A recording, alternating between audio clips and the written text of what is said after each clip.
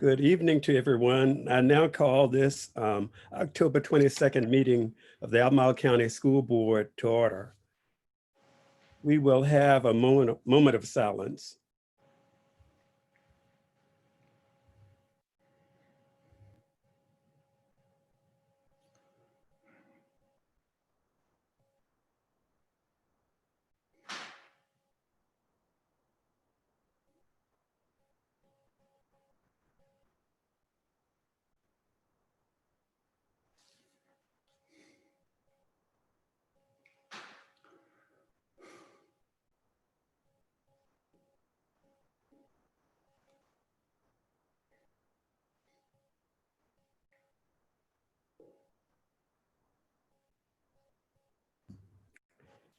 Thank you.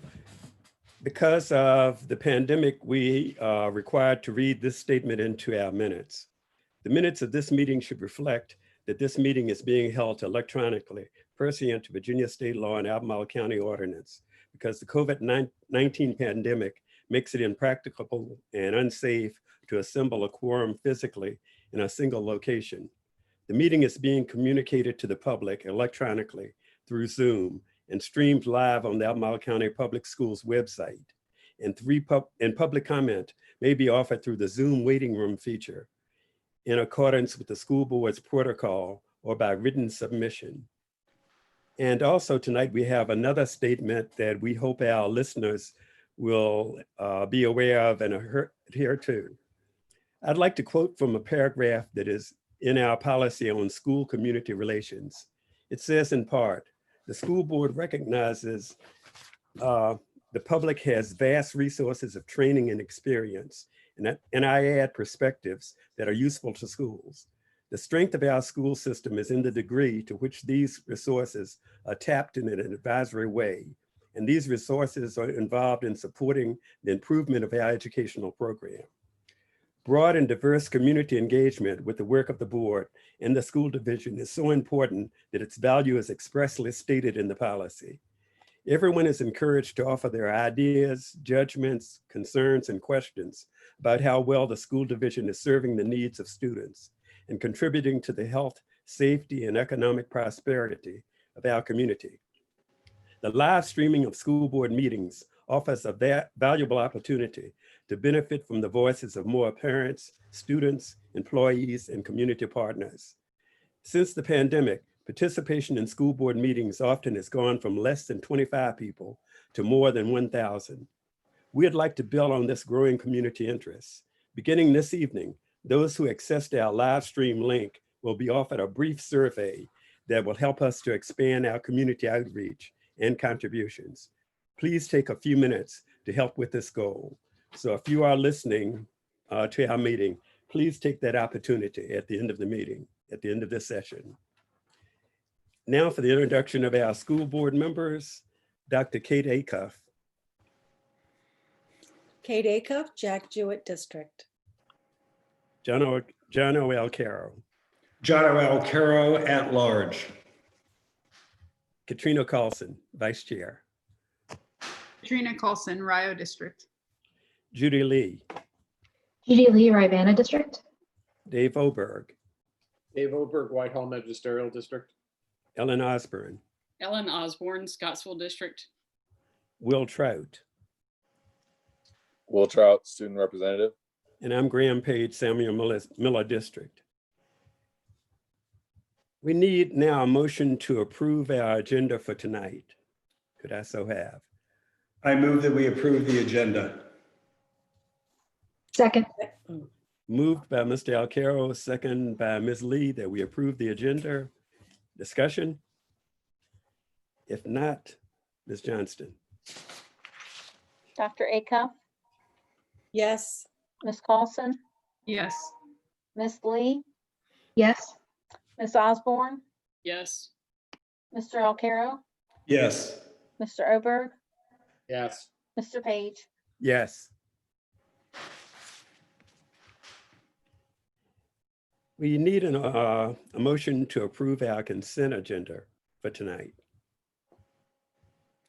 I move that we approve the consent agenda. Is there a second? Second. Moved by Mr. Alcarro, second by Ms. Osborne, that we approve the consent agenda. Any discussion or item to be moved from the consent? If not, Ms. Johnston. Ms. Wilson, Yes. Ms. Lee, Yes. Ms. Osborne, Yes. Mr. Alcarro, Yes. Mr. Oberg, Yes. Dr. Acuff, Yes. Mr. Page. Yes. All right, so the motion carries. We now move to our public comment. Ms. Carlson. Thank you, Mr. Page. I'm going to start by reading the public comment guidelines. The school board invites and actively seeks the public's input in the matters relevant to school board governance and provides for time during its business meetings to hear from Albemarle County residents and community members. As authorized by ordinance of the County of Albemarle, the school board will hold its meetings electronically during the COVID-19 pandemic. The school board is nevertheless committed to encouraging public comment despite meeting on a virtual basis. For this reason, there will be two ways for the public to provide comment. First, as always, written comments may be submitted to the school board clerk prior to the start of the meeting and will be given to all the school board members for review. And as long as the school board member holds its meetings electronically, members of the public wishing to provide public comment during the meeting may sign up online by 2 p.m. the day of the meeting. Before electronic public comment starts, I'm going to announce the order in which the speakers are going to comment. Each speaker's access to public comment will be activated when it's your turn. Speakers will be notified when they reach the 2-minute mark and at the 3-minute mark. And that's usually just me holding up one finger when you have 1 minute left. Speakers during the meeting or those submitting written comments should state their name and address or magisterial district. And further, speakers should limit comments or try to limit comments to those matters that are relevant to school board governance or the operation of the school division. Lastly, although the school board will not respond to comments made during the public comment period, school board members may address comments at the end of the meeting agenda under other business. And with that, let me pull up the public comment list. We have 4 speakers today. The first is going to be Margaret Lowry Keppel. The second is going to be Michelle Drago. The third is going to be Amy Gertner. And the fourth is going to be Kenneth Martin. Ms. Keppel, if you are on, it is your turn. I am. Good evening. My name is Margaret Keppel. I am a homeschooling resident of the Ravenna district. And I'm here tonight to ask that the staff at Albemarle High School please follow Virginia state law and register my daughter Elizabeth for the AP European History Test. The Code of Virginia, Section 22-1-254.1.f states school boards shall make advanced placement, preliminary SAT, National Merit Scholarship qualifying test, and pre-ACT examinations available to students receiving home instruction pursuant to this section.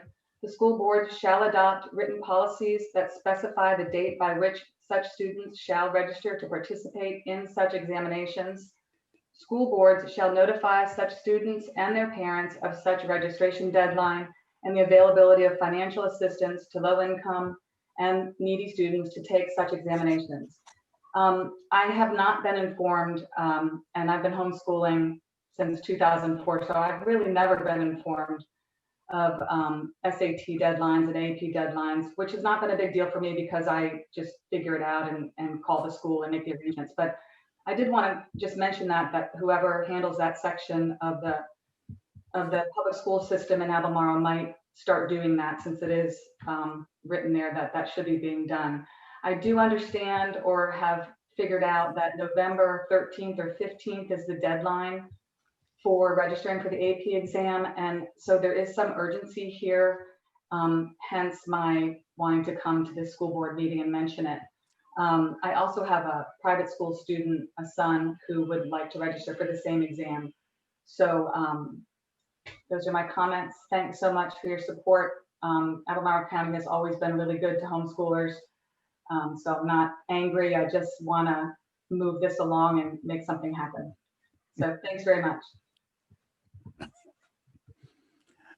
Thank you for your comments, Ms. Keppel. Our next speaker is going to be Michelle Drago.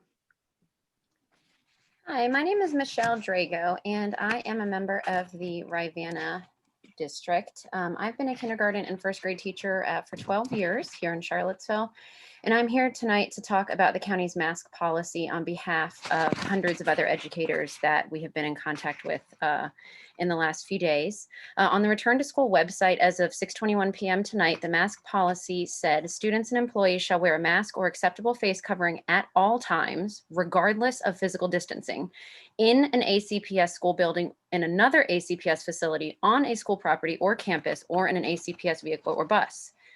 That was very clear. That was very wise. And this makes sense given all CDC guidelines regarding safety protocols for gathering in groups and for state guidelines regarding masks in other closed air environments like Virginia stores or other places where people are congregating. However, in a tab that is closed unless opened by the reader, further down, it says students may remove masks and face coverings on a case-by-case basis for specific instructional needs or activities, or as otherwise determined by a teacher, including to provide a brief respite from wearing a mask or face covering. In this event, 6 feet of physical distancing as approved by ACPS must be maintained. That part is not clear. That part is not wise. That part does not make sense given CDC guidelines regarding safety protocols or given what we know we need to do in other closed air environments. The two statements oppose each other. It is like a teacher saying, "You may not tease anyone in my class, but you can if the teacher gives you permission on a case-by-case basis." There is such a thing as wise decision-making, and it needs to be done in a very clear way in a time where public health is at risk. The mask policy is irresponsible and reckless. The lack of clarity opens teachers up to complaints and different interpretations. Some teachers will be seen as the good guys who let their kids take masks off for a bit. Others will be the bad guys who make them keep them on. A student or parent who wishes to not wear a mask could possibly use the ambiguity of this statement to complain or overrule a teacher. This puts the burden of deciding whether to enforce mask wearing at all times to each teacher in each grade at each school. That's not acceptable. Leadership needs to make the decision themselves. That is the only way we can try to protect our staff, students, and families. Right now, we know that that does not necessarily apply to certain students with developmental conditions and health conditions, and that makes sense. However, we are talking about the broad scale, and it says leadership is expecting teachers, I'm saying leadership is expecting teachers to have to make the hard decision to draw the line on mask wearing. This does not feel wise. This feels a bit cowardly. Leadership cannot hide behind the teachers and expect us to bear this burden in addition to everything that we are having to bear now already. If even one teacher is too scared to insist that all students wear masks at all times because they might be opening themselves up to disagreement, the teacher, the other students in the class, the kids who ride that bus, play with them at recess, and family members of all people who come into contact with these students are at risk. Teachers will not return to the buildings, some of them, because of this, if they know that they might not have students wearing masks at all times, despite the very clear wording at the top of the phrase. Ms. Traeger, your Yes, time is up, but I appreciate your comments. thank you. I just gave wanted to it say 1 minute and you were looking down and I held it for a while and I was like, she's not gonna know, but I'm sorry. Thank you. I appreciate it. We would appreciate if that gets looked at and amended. Thank you. Thank you. The next speaker is gonna be Ms. Gertner. Good evening, members of the board, Dr. Haas, and ACPS employees and families. My name is Amy Gertner, and I'm a resident of the Whitehall District. Thank you again for coming to hear the questions and concerns of members of this community. I am currently serving as the president of the Albemarle Education Association. We are very concerned how the mask policy the AEA advocated for this summer is being presented. The wearing of a mask is not an option in this community. An indoor mask break does not keep everyone safe in a school building. Teachers do not want the responsibilities of regulating an inside mask break. The AEA officers met with Dr. Haas and his cabinet yesterday. A cabinet member suggested using an out-of-the-way corner of the classroom where students could remove their masks for a break. If you've ever been in a classroom with young children, you know that once one student needs to go to the bathroom or get a drink of water or go to see the nurse, all the students will need to do this as well. Are teachers being asked to consider posting a mask break schedule in their classrooms? This would make sense if we were not talking about a virus that spreads through the air. Smoking sections in restaurants did not work to keep others safe. This is like proposing a corner of the swimming pool in which to pee. If this virus is present, it's going to spread throughout the room. Every child that sits or stands in a corner will be breathing and touching the surfaces in this area. Masks are what we wear in public. They're not optional. The COVID virus does not take a break because we're uncomfortable. My youngest nephew was quite shocked when he learned he would be required and expected to wear underwear every day in kindergarten. Yes, every day. We learn to live with the discomfort of our clothing, clothes, coats, shoes. We ask the board to give us the policy with clear expectations of wearing a mask at all times while in our public buildings. We ask that you put the safety of our students, staff, and families first. I want the board members to know that many ACPS bus drivers are AEA members as well. They reached out to the AEA to advocate for their concerns regarding their safety. I submitted their questions and concerns, and they were in yesterday's agenda. We were told Jim Foley would be sending an email to the Transportation Department in a day or two to address these issues. Some drivers are feeling anxious and discouraged because they feel their needs have not been heard or addressed in a timely manner. I want to end this short lesson with the toothpaste tube. Elementary students and teachers will recognize this activity. This tube is to remind us to be careful with our words. Once the words leave our mouths, they cannot be put back into the tube. Our words are like toothpaste. There were comments made at the last school board meeting that were hurtful and educators took offense. I hope this will remind everyone to be kind and respectful to one another. We do have the same goals and responsibilities to keep students, families, staff, and this community physically and emotionally safe. Thank you for this time this evening and for listening to the concerns of others. Thank you. Ms. Gertner, as always, thank you for your comments, and you got a few chuckles from people, even though it's a very serious matter, so. Thank you. Point that out. The next speaker is Mr. Kenneth Martin. Mr. Martin, are you there? Yes, can you hear me? I can. All right. I'm Kenneth Martin. I live at 1120 Mill Park Drive Extended in Rio District, and I was asked to deliver this message this evening to the school board from the NAACP. The Albemarle-Charlottesville branch of the NAACP supports the recent decision by the Albemarle County School Board to begin on November 9th, 2020, phase 3 of the approved reopening guidelines for pre-K through 3rd grade. We seek to ensure all students will have equal access to adequate instruction, resources, and materials necessary for proficient academic performance as determined by the standards of learning. We seek also to mitigate the effects of the disruptions in the orderly processes of the Albemarle County Public Schools in order to control the spread of this pandemic. Academic virtual learning is still in its developmental stage, and it is mainly experimental locally. For this reason, every teacher began the fall 2020 session the same as first-year teachers. Students, particularly those in the primary grades, are at the beginning stages of learning how to learn academically. They can benefit most from their teachers employing the skill sets, experience, and expertise they have acquired throughout their years of successful teaching. Of course, all students can, but this decision is crucial because successful primary years usually set the foundation for future academic progress. Our branch of the NAACP is certain that you will employ the necessary protocols and procedures that have demonstrated success in other localities, and that the necessary safeguards for the safety of students and employees will be in place when phase 3 begins. Thank you for allowing me to speak. Thank you, Mr. Martin, for coming to speak. And I can confirm we also got the comments that were sent to the school, the email that was sent to the school board from the NAACP. That concludes our public comment. Chair Page, I pass it back to you. Thank you, Vice Chair Carlson. We will now move to our announcements.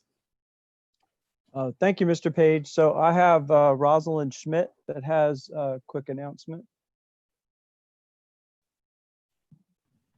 Hi, good evening. Rosalind Schmidt, Chief Operating Officer. A quick announcement. This week is National School Bus Safety Week. Normally, we're able to gather our bus drivers and celebrate them. In normal circumstances, this year we're not, but we still want to commend our drivers for their commitment to the safety of our students. So thank you. Thank you, Ms. Schmidt. And Dr. McLaughlin has, I think, 2 announcements.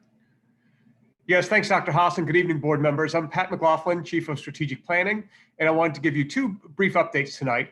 One on our school calendar and another on an opportunity in which many of our students are participating. First, our school calendar has been updated so that Monday, November 2nd is now a trade-off day for parent conferences. November 2nd will be an instructional day for students. However, all instruction will be asynchronous for them, and our buildings will be closed to all students. There will be no in-person access. Teachers can use November 2nd for parent conferences, or they may set up conferences outside of school hours and use November 2nd as a trade-off day for that time. And as you know, Tuesday, November 3rd is Election Day and is now a Virginia state holiday. November 3rd was already approved as a non-student day and a non-work day for 10-month staff on our 2020-2021 school calendar. And that's now a holiday for all of our 11 and 12-month employees as well. Essential personnel who must open schools to be used as polling places on November 3rd will be granted a floating holiday that they can use at their convenience. A majority of our schools are used as polling stations, and with the exception of access for voting, all of our school buildings will be closed to staff, students, and the public on November 3rd. And on that note, we were recently contacted by Michael Quinn, a volunteer with the Albemarle County Election Board. Mr. Quinn was looking for help finding student volunteers for the Election Day Page program. That program is open exclusively to high school students, and pages work in 5-hour shifts at our polling places from 5 a.m. until 8 p.m. on Election Day. Mr. Quinn worked with John Hobson, one of our lead coaches, to get the word out about this opportunity, and it gives me great pleasure to let the board know that Mr. Quinn has successfully recruited 140 high school volunteers. And of those 140 students, 136 are from Albemarle County Public Schools. Mr. Quinn reports that he continues to get between 6 and 10 applications each day, so this number is likely to rise prior to the election. I believe this is an outstanding indicator that we are indeed developing informed, engaged citizens in Albemarle County Public Schools, and I thank you for giving me an opportunity to celebrate them tonight. And that's all we have on staff. Can I ask a question about one of those announcements? I'm Yeah. not sure Robert's rules about that. Patrick, for the election day, what's going to be the cleaning procedure after election day? I'm curious because I know somebody told me like we're not going to let the public use the bathroom, but that seems unreasonable and frankly kind of unfeasible. If someone's going to go to the bathroom, they're just going to walk into the bathroom. We're not going to like be having cops at the bathroom. So do we have a plan to clean? I think I would defer to Ms. Schmidt for the answer to that question. So on election day, we will have custodians at the building, so there will be a designated bathroom used for both officials and visitors during the polls. Those bathrooms would be cleaned regularly throughout the day, and then the facility would be cleaned in the evening after the occupants have left.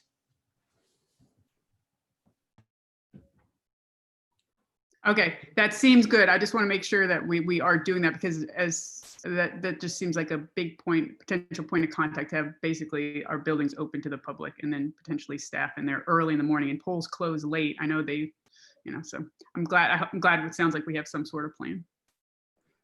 Okay, thank you. And thanks, Ms. Schmidt, for letting us know about the bus drivers. We congratulate and commend all of our bus drivers for the great service that they do.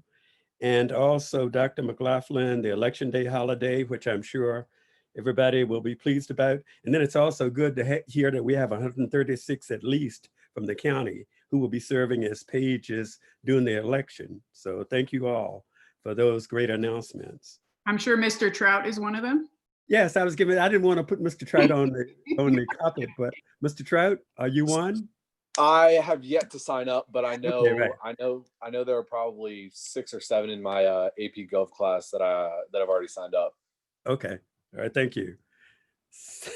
I didn't want to put you on the spot. Ms. Carlson did that. It's all good. Okay. Is there any school board or superintendent business at this time? We do not have anything other than the agenda. Thank you, Mr. Page. Okay. All right, moving then to our work session items.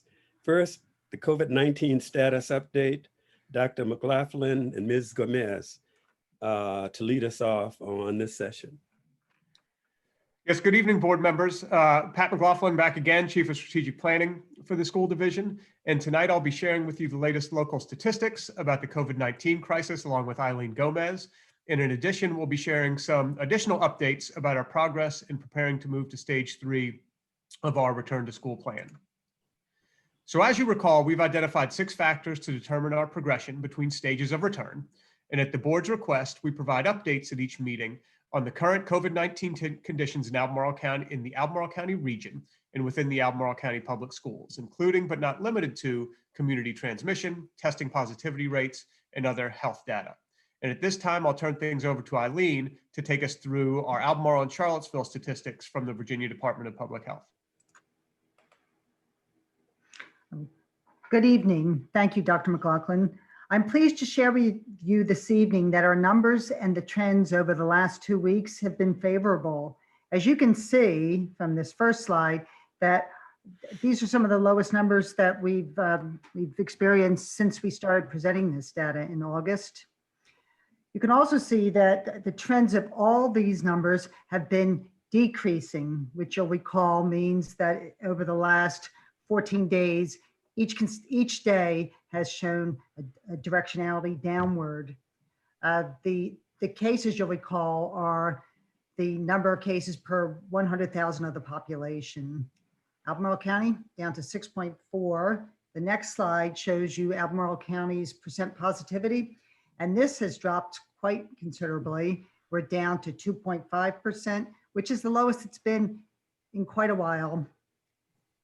The next slide, the city of Charlottesville, you'll see that their numbers are still higher than ours, but they're a lot lower than they were, and they've been trending downward for at least the last 2 weeks. And the percent positivity of Charlottesville, you will see here, is extremely low, 1.8%, which is the lowest it's been since March. So all of our numbers are looking good. And I checked in with the health department before this evening's meeting to see that we still have not had any outbreaks in any of the schools in the health district, and several of those surrounding areas have gone back, as you know. So I'm very pleased to report that. So thanks, Eileen. And as you all may recall from our last board meeting, the CDC recently released guidelines to assist schools as they plan to return students to the classroom. And these differ just a little bit from the VDH metrics in that the CDC uses a 14-day cumulative count for case incidents, while the VDH uses the 7-day average. And you can see that the case incident rate in our area is declining, but it still sits in the higher risk category from the CDC. The CDC percent positivity is also calculated a bit differently, as they use a 14-day average compared to a 7-day average for the VDH. And as you can see here, the percent positivity for Albemarle County is down to 2.8%, which is in the lowest level of risk. We left these dates, we tried to match these dates up with when we get our updates from the Virginia Department of Health. But one thing I think is important to note is that as of yesterday, that percent positivity from the CDC had dropped to 2.0%. So as Eileen said, things are certainly trending in the right direction for us. And based on our current numbers, and our case incidence rate places us in the higher risk of transmission, and our percent positivity places us in the lowest risk of transmission category. I think it's important to note that the percent positivity has moved from the moderate level when we were with you 2 weeks ago to decide on stage 3. So we've moved 2 full columns over in that metric in a positive way. And remember, the third factor that the CDC identified was mitigation strategies within the school, which are consistent and correct use of masks, social distancing to the largest extent possible, hand hygiene and respiratory etiquette, cleaning and disinfection, and contact tracing in collaboration with the local health department. And when schools implement all of these practices correctly and consistently, it lowers the overall risk of transmission in our schools, even when other factors are elevated. We currently have all 5 mitigation strategies in place, and we feel like we're implementing them correctly and consistently. It's also important to know that all 4 of these columns allow us to move into our stage 3 according to guidelines from the CDC and the DOE and the Virginia Department of Public Health. One other piece of information I wanted to make you aware of is the launch of our ACPS COVID-19 dashboard. This dashboard can be found on our Return to School page, and gives information about any cases and outbreaks that have taken place within our schools or our departments. The dashboard is updated as cases are confirmed, but no less than once per week on our site. And tonight, we'd also like to expand our update a little bit by giving you some information on our progress towards stage 3. We've received responses to date from 98% of our pre-K through grade 3 families. And on average, 55% of our students have elected to return to the hybrid model, while 45% will remain virtual. When we look at individual schools, we see that the range for families selecting hybrid was between 45% at our school with the lowest number of hybrid students to 73% at our school with the highest number of hybrid students. If you flip those numbers, you see the range for virtual. Our school with the lowest number of virtual students has 26.9% staying virtual, and with the highest has 55.5% staying virtual. And we also thought you would be interested in the demographic breakdown of these responses. So the table on the left shows student choice by demographic group. So if you took all the white students who responded to the survey, 55% chose hybrid and 45% chose virtual. And the table on the right mirrors our equity dashboard. And this shows what percentage of each demographic group is represented in our hybrid and virtual models. So you can see that our demographic groups, this far right column is our total population for this current school year. And you can see that both the hybrid and virtual models mirror fairly closely the demographic breakdown that we have in our school. We don't see any great disparities here between those numbers with the percentage of students who are going to make up both our hybrid and our virtual learning cohorts when we begin in November. And so at this time, I'd like to turn things over to Ms. Collins to provide some information about our K-3 schedules. Good evening. I'm Debbie Collins, Deputy Superintendent. And I wanted to share with you some information about schedules for K-3 students as we move from stage 2, virtual for all, to stage 3, hybrid for some. All virtual students will have a similar schedule to the one they have now. The day is divided into an AM and PM section.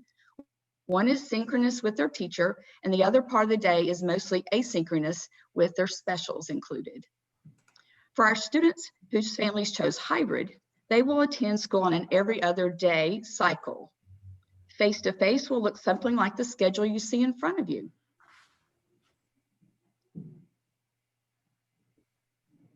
While the order may change, the time requirements are from the Virginia Standards of Learning.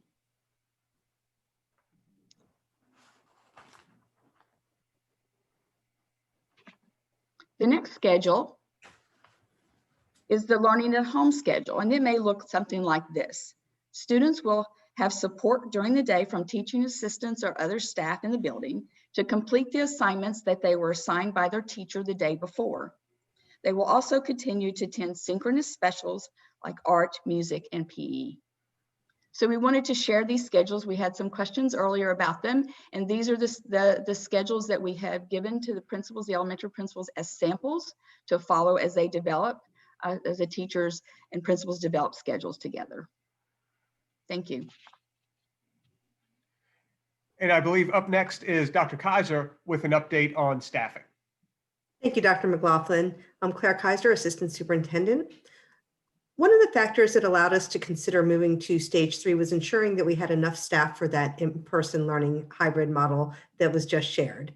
This evening, I will share our current state around it. When the board made the decision to move to stage 3, teachers and support staff were given the opportunity to apply for accommodations to teach virtually. If you look at the chart before you tonight, what you will see is the breakdown of those accommodation requests. You may remember that when surveyed, our teachers indicated that about 1/3 of them would be requesting a virtual accommodation. Our numbers of actual requests show less than that, right? It depends on the grouping and the grade levels, but it ranges from about 3% in the ADA for the whole school division up a little higher than that as we go through each of the different areas. When you look at the breakdown here, the first column is of the total teachers, and we divide that into requests based on the American request associated with the Americans with Disabilities Act.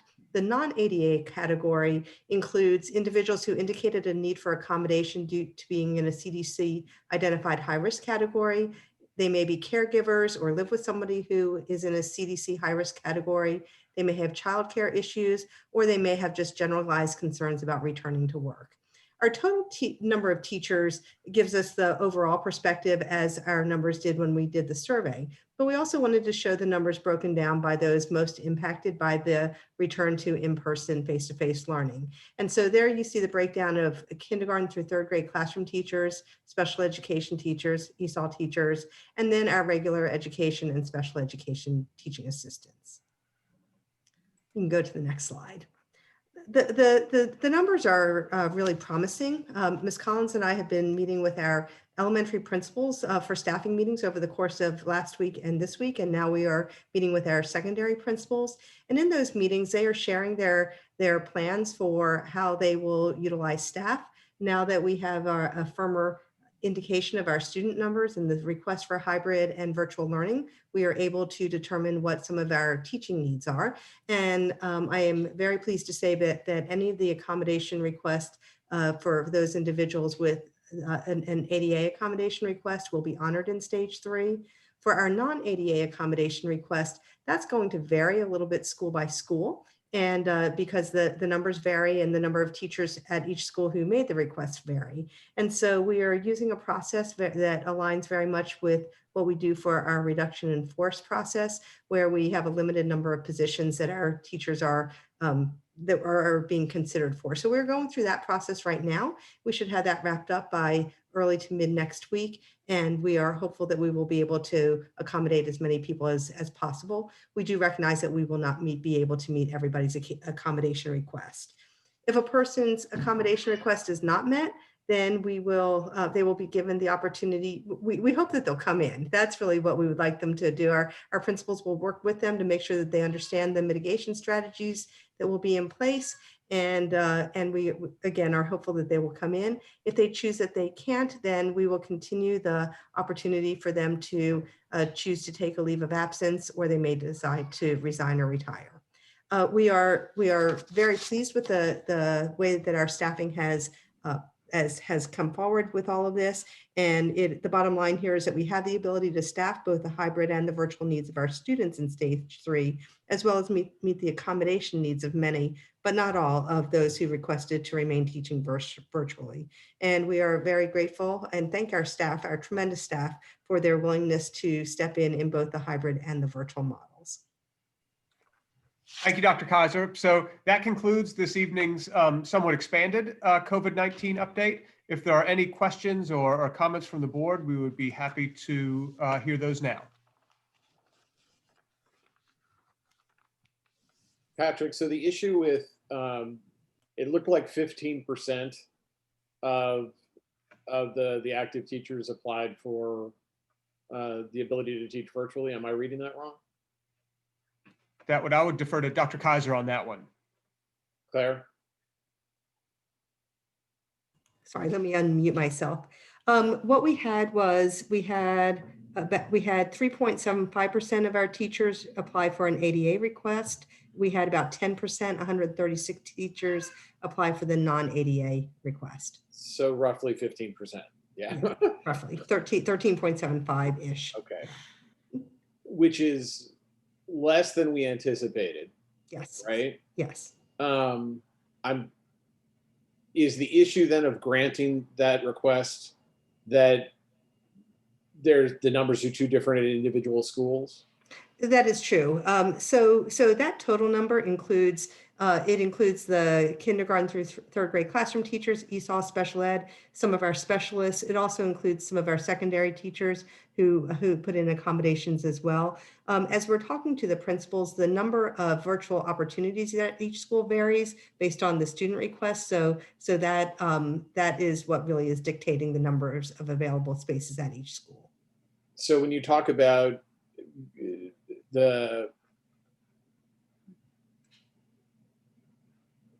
basically the RIF replacements. Mm-hmm. And I recognize that there are teachers. I mean, you know, if I'm in Brownsville, I may not want to work on the other side of the county.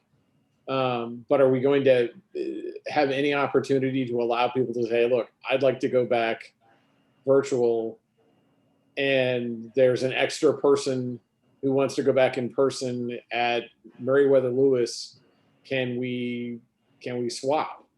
Because if you're doing it virtually, it doesn't really matter where you're going. I understand where it's going to impact you if you're doing it in person.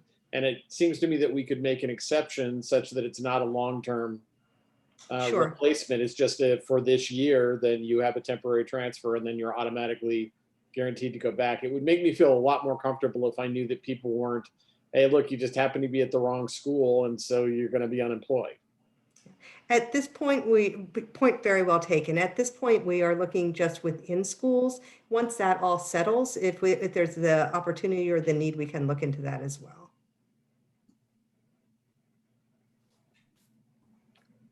Are there other questions from our board members? Yes. So on the range of 44.5% to 73%, that's by school. Was there one school who wanted, parents and students wanted 73% of them wanted virtual? Is that what you're saying there? That's correct. There was one, so our one school with the most students requesting the hybrid was 73. That 73 number, I believe, was the number for hybrid learning. And our school with the least number in terms of percentage of students requesting hybrid learning was that 44.5 number that you saw. Can you tell us who the outliers were on the either end of that? Yes, we have that. I don't have that right in front of me, but we can certainly get that to the board in breakdown by school of which percentages are total breakdown percentage for each school. We'll get that Thanks. to you. Mm-hmm. So I'm just curious because I requested that information along with the other demographic information that was provided. I requested that on Tuesday. I'm curious why that's not here. That's The school breakdown. So again, we have the breakdown created. We didn't feel like it really felt it was easy to put into this table in a way that was going to make sense to folks. So we left it with the ranges that are there. But we do have that information and we'll be happy to share it with the board. Okay, I think that it's important during these meetings when we're meeting in front of the public to have that kind of information. Because when we get that information later, surely like the 7 of us will have it, and that's great. But one reason that I asked for that kind of information along with the demographic information that I asked for and got is so that this all can be done out in public.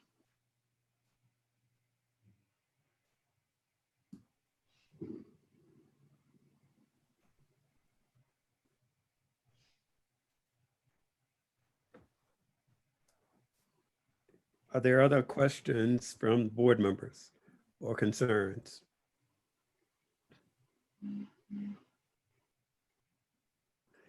So that data will be provided to the school board, but if any member of the public would desire to find that out, would they be able to contact our central office staff to find that information? Absolutely, we can post that information as well.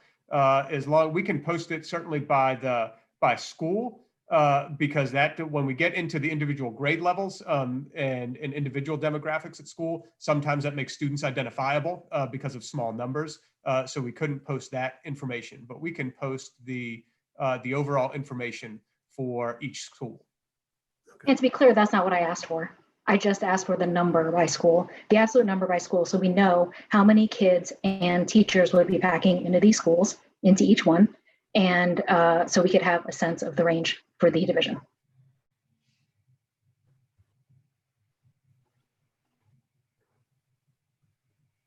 Okay, so Ms. Lee, are you asking, what exactly again are you asking?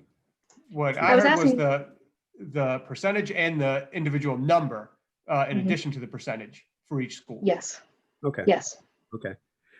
So would it satisfy you to have it posted on the website, so that the public would have access to it? At this point, yes.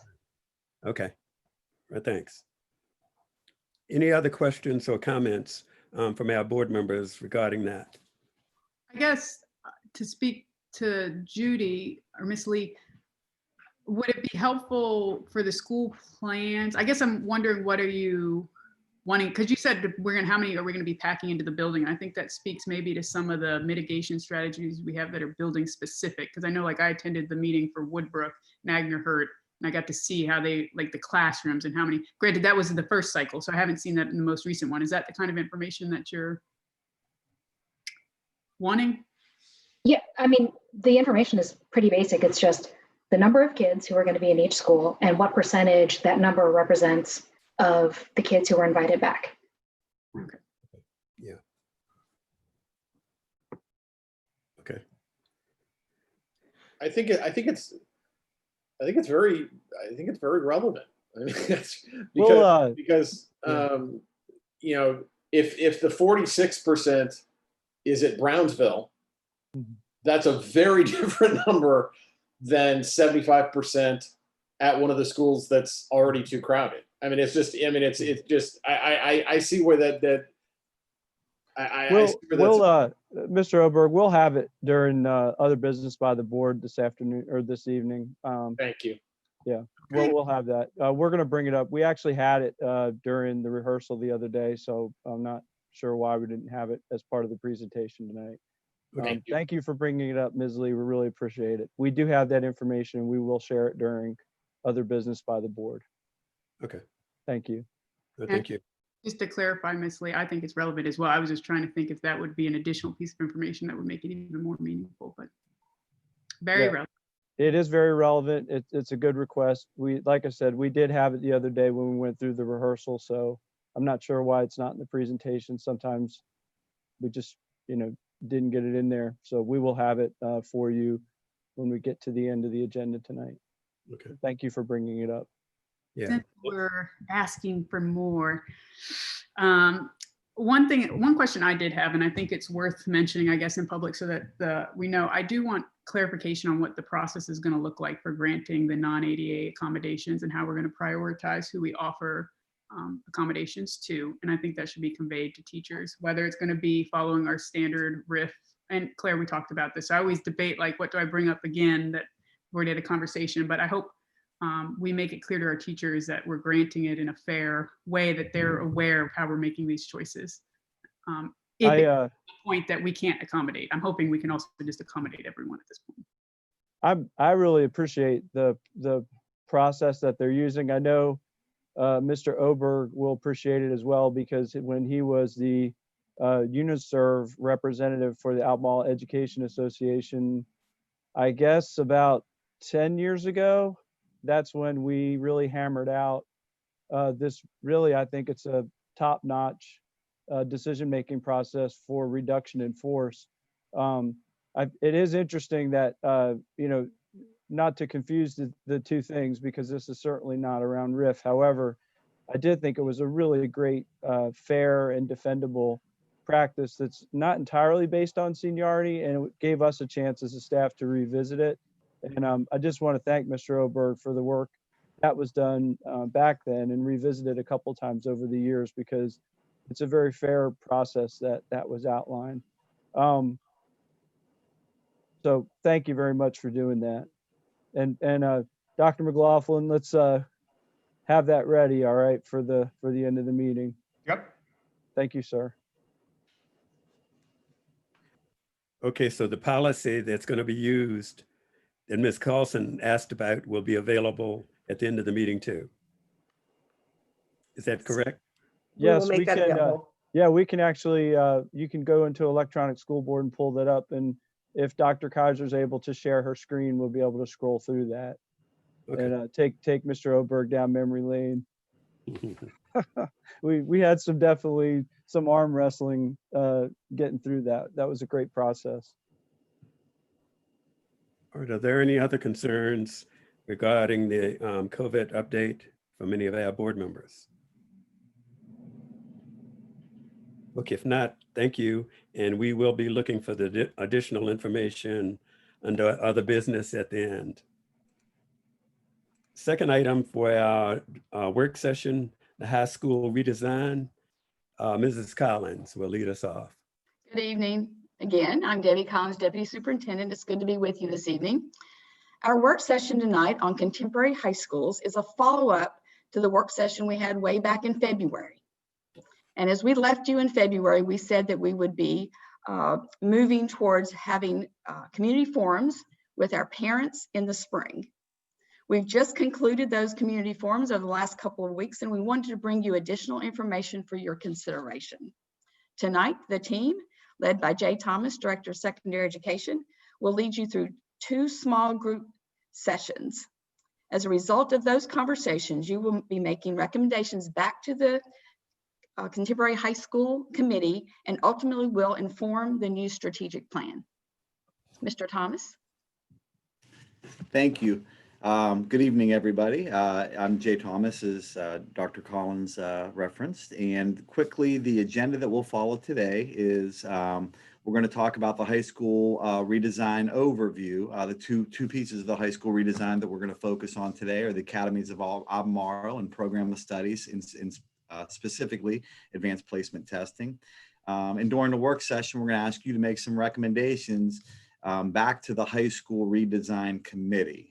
That's the work session that we're going to walk you through here in a minute. Now, we've got a team of people that'll help be leading these conversations.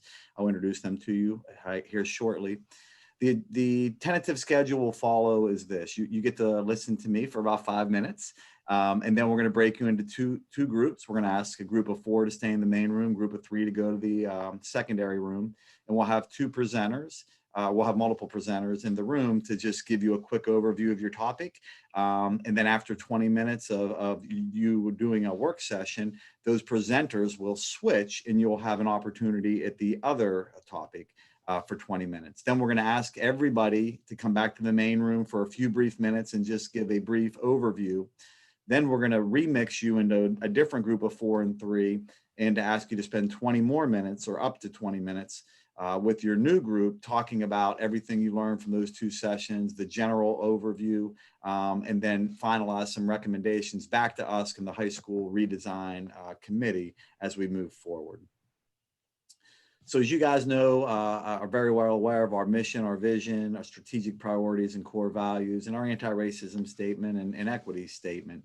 What we hope you will see and the public will see as we go through the presentations today is the work that we're doing is tied back to all of these policies and statements. And this is what we also put in front of our families and our teachers when we met with them last week as well. So when we met with our community last week, again, this is as Dr. Collins said, we met with them previously as well. The 4 learning targets that we worked with our school community were around understanding the big picture of high school redesign, the Academies of Albemarle, what's the purpose and how are we developing those out? What's the role and implementation status of how we're trying to centralize opportunities for all students? What are some updates and impacts on our program of studies? So we shared this with our teachers on Tuesday. This is the 3rd time at a minimum that we from the central office have done presentations, several times last year and then again this year. And then we had our community meetings with our families again. Had a nice turnout for our family community conversations, especially for it being virtual. We offered a 5 o'clock and then a 7 o'clock on a separate day option. We had 165 families register, and you can see the enrollment demographics by race here representative of who attended our meetings. Just a reminder, right before we're getting ready to go into the breakout session.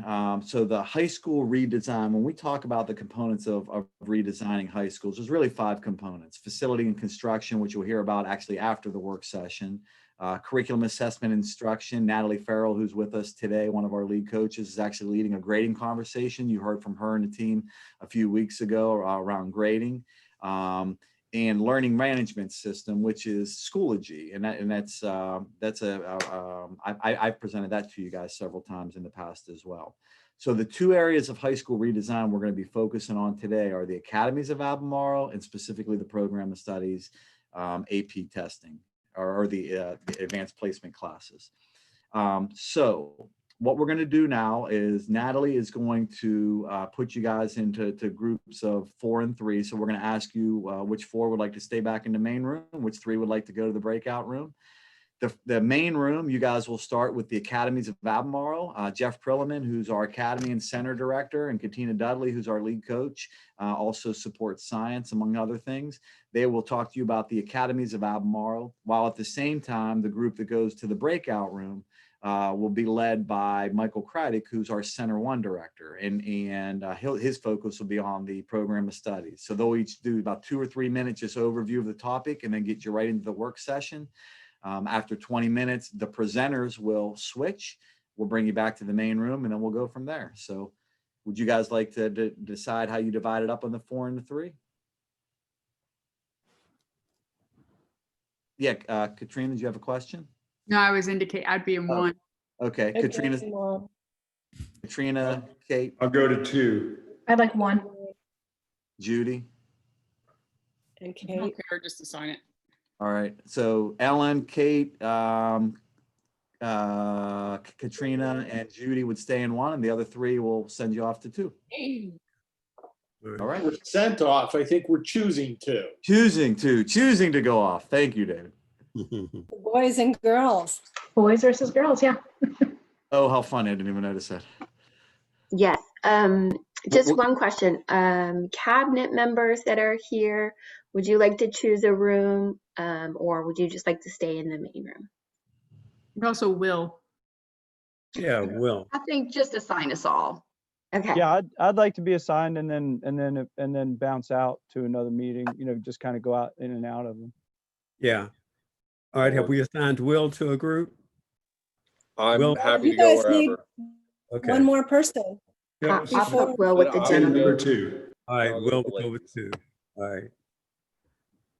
Yeah, if we have to take Jono, we want Will. Okay. I see your point.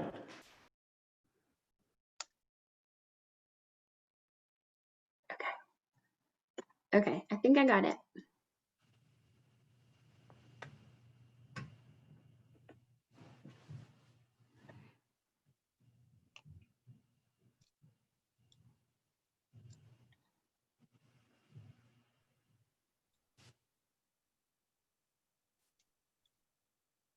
Is that everybody set?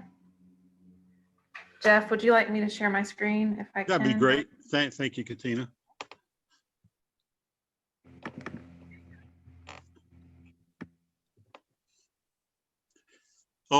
Hello all. I'm Jeff Perlman. I'm just going to give you a brief background and reminder of how we sort of got here.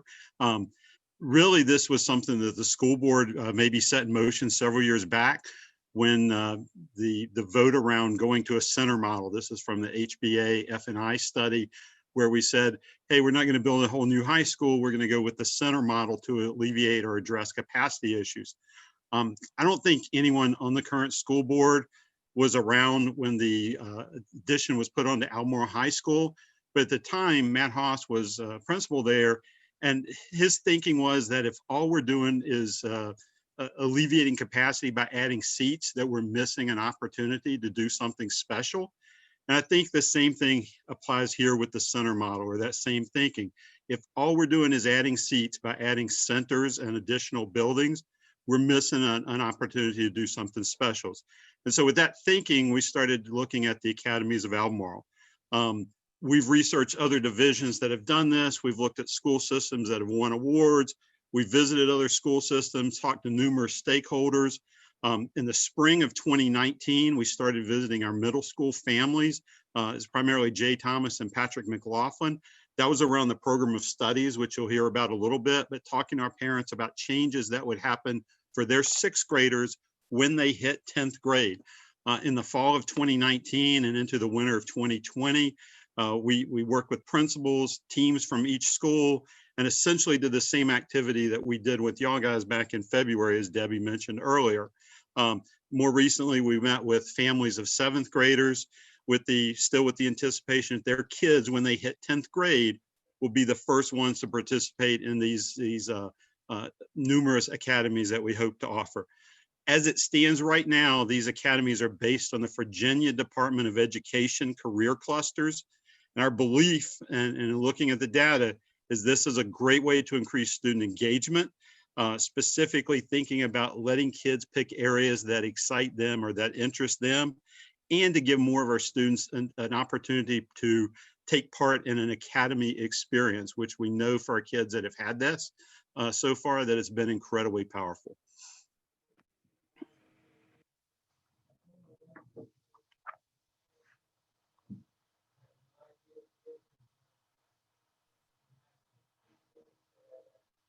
Did the new slide come up? Yes. Okay.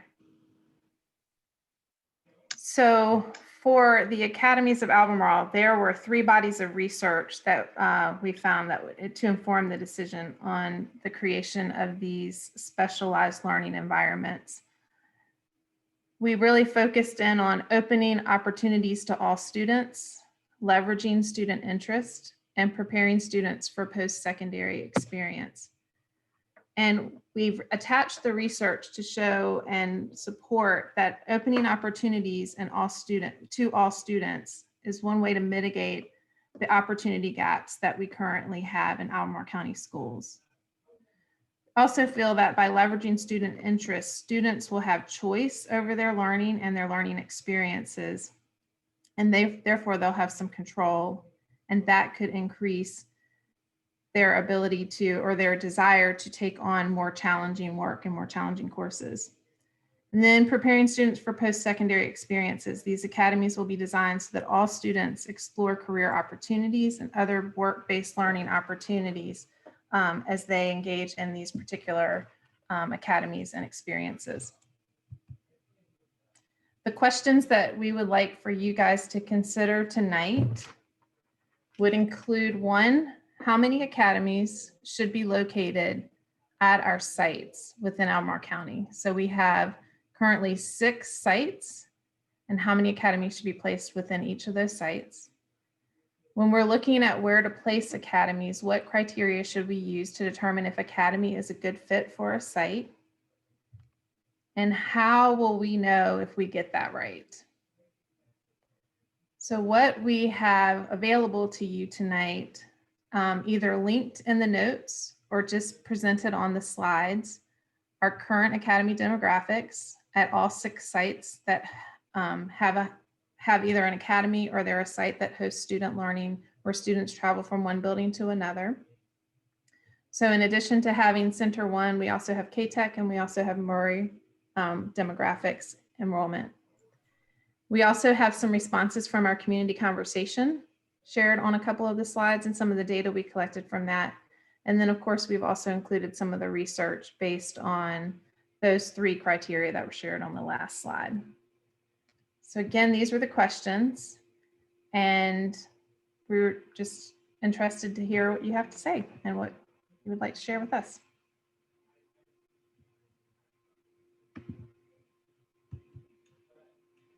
These are our current academies, and it also shows where those current academies are located.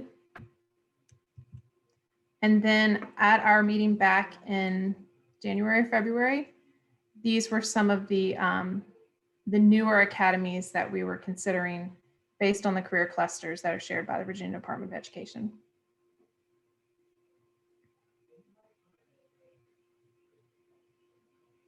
I'm trying to pull up it's just discussion time right now, right? Yes, ma'am. Pull up the information that you said on that slide, because like the demographic information for our current academies. And so we have them listed. The ESA is in front of you. Is this what you're looking for? No, and for some reason my computer's glitching out right now. It keeps doing this as full screen, so I can't even pull up the stuff, but I'm looking for that information. I guess what I'm saying to start the conversation off is I'm incredibly concerned about the academy model. I would classify it right now, as harsh as it may sound, as a failure in my books on many levels, just because it's not representative of the student population. I think it is in essence segregating some of our schools. So as we continue to push forward with this model, maybe this isn't the right time because you're just asking us to pick which ones we want to do, but the ultimate, what's guiding me is how are we going to make sure that our students are fairly accessing this, and we don't have a track record to show that we've done it at any thing. I mean, at K-Tech, it's disproportionate in one direction. And at Murray, it's disproportionate in another. And I know I've asked very tough questions of Chad, and I know he's working really hard, and there's been no successful strategy that he's shown me where it's working. So that is what's top of my mind. And I don't know if this is the right time to bring it up, but I don't want to neglect that as we start considering where we're going to be placing things and what is that going to mean. And I was, for the board members who are newer, who I can't see right now, you know, this is a conversation that we brought up, and I think even our thinking around it sometimes can be a little disordered, because I mean, we were talking about, well, let's put some of these, what I would classify as programs that are gonna, I guess it's just factual, programs that are gonna potentially get you into a lower paying job, which is totally fine. We need workers to do that. That appeals to many students, but let's put those in places that also have like the Math and Science Academy, so that it's equal. You know, these are tough conversations to have. And I guess I'm curious your feedback and how you have thought about that to encourage, to make it so we're not repeating our pattern. So I think holding that thought, because so when we start thinking about what criteria we would use, when we just make those decisions, you're making of the point, I think, that demographics would be something to consider and look at when you start thinking about which academies to put which together. No, I'm almost arguing the opposite. I'm saying we don't balance it out by making sure we have something we think is going to appeal to low income students by putting that in the Math and Science Academy. And I guess this is where I feel is conflicted, because we're doing this regardless, but I want someone to tell me how this is going to be different, because I don't want to have continue to have a Math and Science Academy that is 90% white and Asian. And how is that going to change? Like, how are we talking about adding new ones if we don't even know how to fix the ones we have? Well, I would say this one thing that will be dramatically different is that we're removing all applications from attending the academies. Okay, Matt, that's a great start. I actually wrote that down to ask, because I know that was something that was because one of the things that that it brings about, you know, one of the board's priorities is to eliminate barriers that perpetuate the achievement gap, and a known barrier, and one that we, you know, I'll take full responsibility. I was the principal at Albemarle High School when we started the MESA program. And at that time, when you had academies, I mean, that's what you did. I mean, you set up an application process and interviews and all these things. But the problem is, you know, now if I could have seen the future, based on what's happened, is that by having those things in place, you don't have demographic representation from your students. And so one of the things that I've asked for and will be implemented when we move to this model is to eliminate all those applications. The only kind of application we would have moving forward is just who are you, basically, not and no prerequisites, because if you're building in project-based learning experiences that all students can access and be part of, then you really ought to be able to have students participate wherever they come from. We put something in place at MESA that said you had to have something like, I think it was geometry. And I won't take ownership of this, because this wasn't something I did, but a decision was made that you had to have geometry before you could be in that program in the high school level. And that just really made things even skewed further. Now, the one school that we have been pretty successful with so far is Center One, which really has a range of I hate to say, like, but types of students, a range of academic interest, or you know, like, so you have some kids that you might say would be on the typical AP track, ranging to students that drift a little more toward an interest in career work.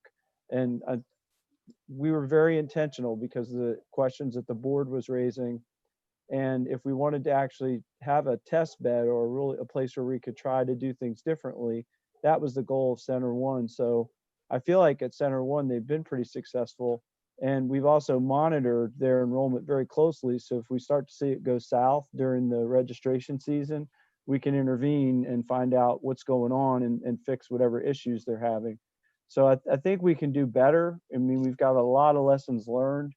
I'm glad you're passionate about not wanting to have these kinds of disparities in enrollment, because believe it or not, that's not how it is everywhere. There are plenty of boards that are just happy to have an academy and load it up with the same students. And I don't know if you've been following the news, but Thomas Jefferson in Fairfax has basically abandoned all their enrollment requirements that have turned that into a segregated school. Of course, it's causing a big uproar up there, but that's a good problem to have, I think.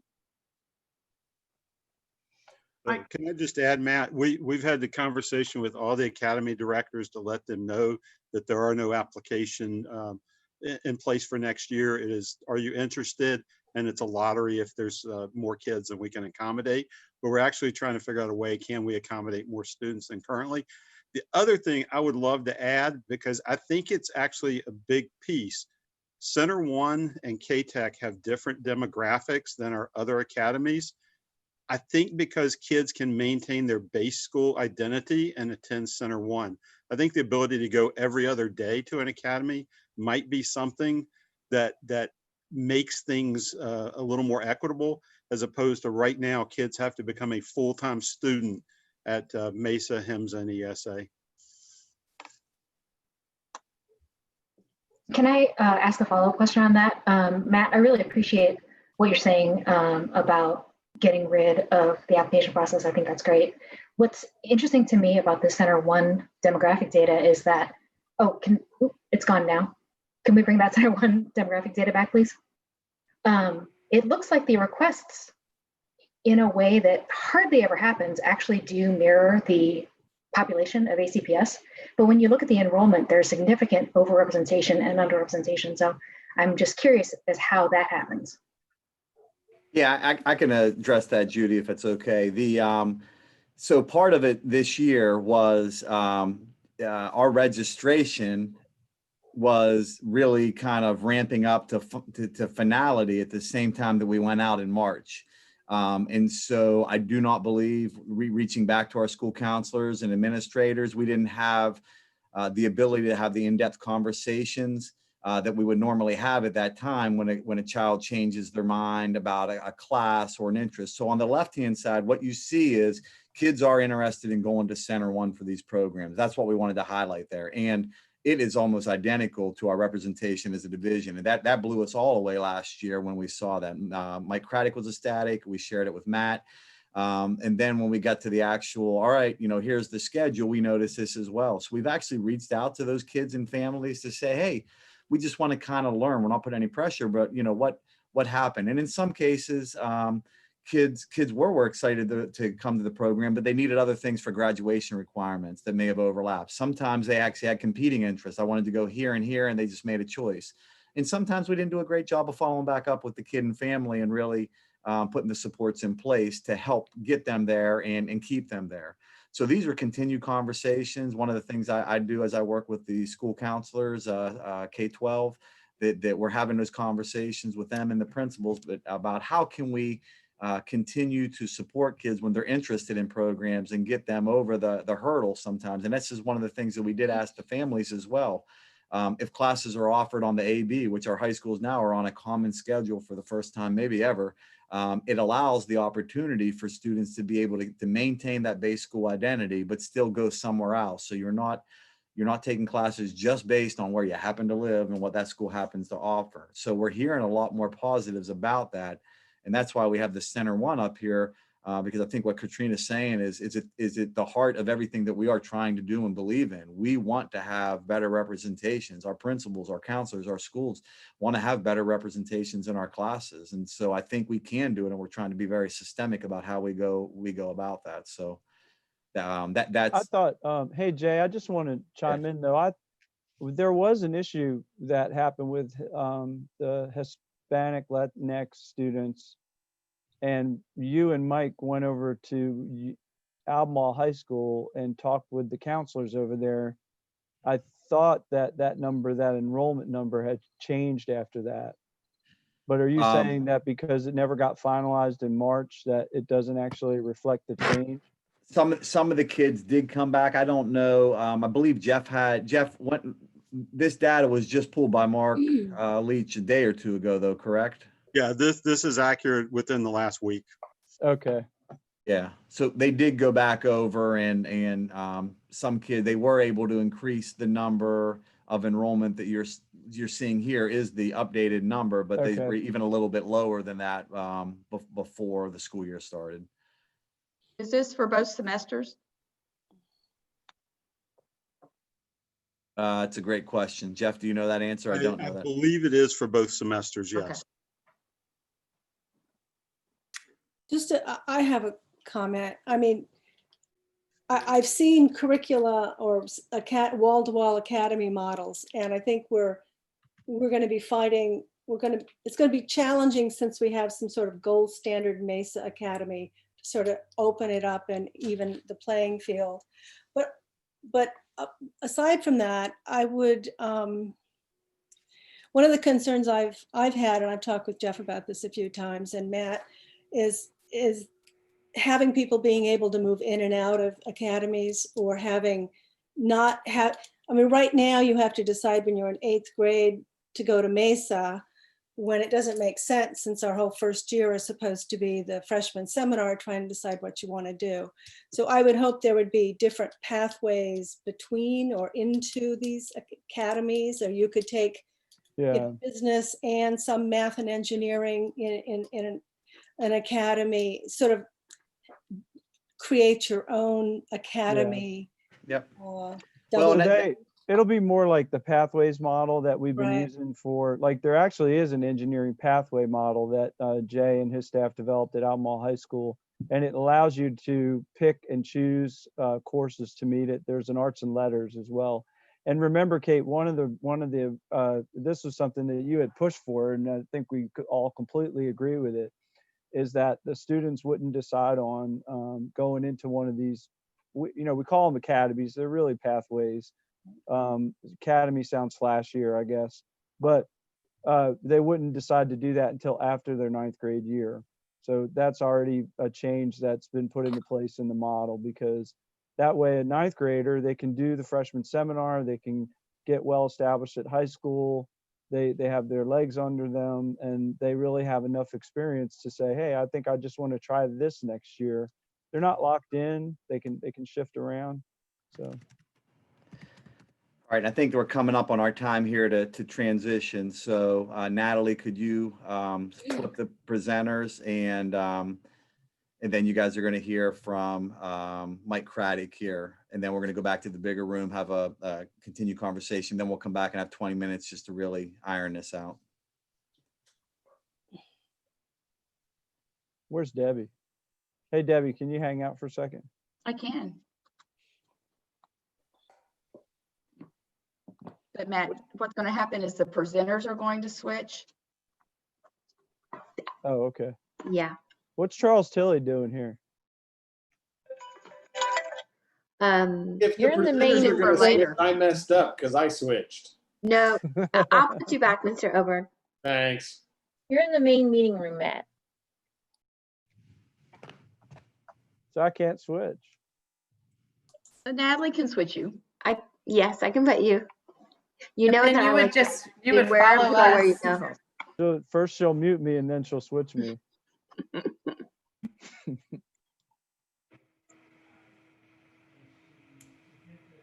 Dr. Acuff, while we're waiting to switch, your last question was a request we had from families at our community conversations as well, whether or not students could participate in multiples. So that was something we heard from our families.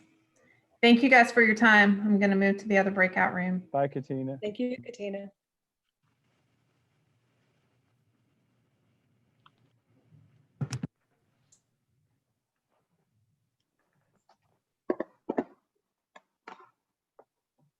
Dr. Acuff, we also set that up so you could even take a couple classes within a pathway. You wouldn't even have to complete the whole pathway. So you could step in and out as well.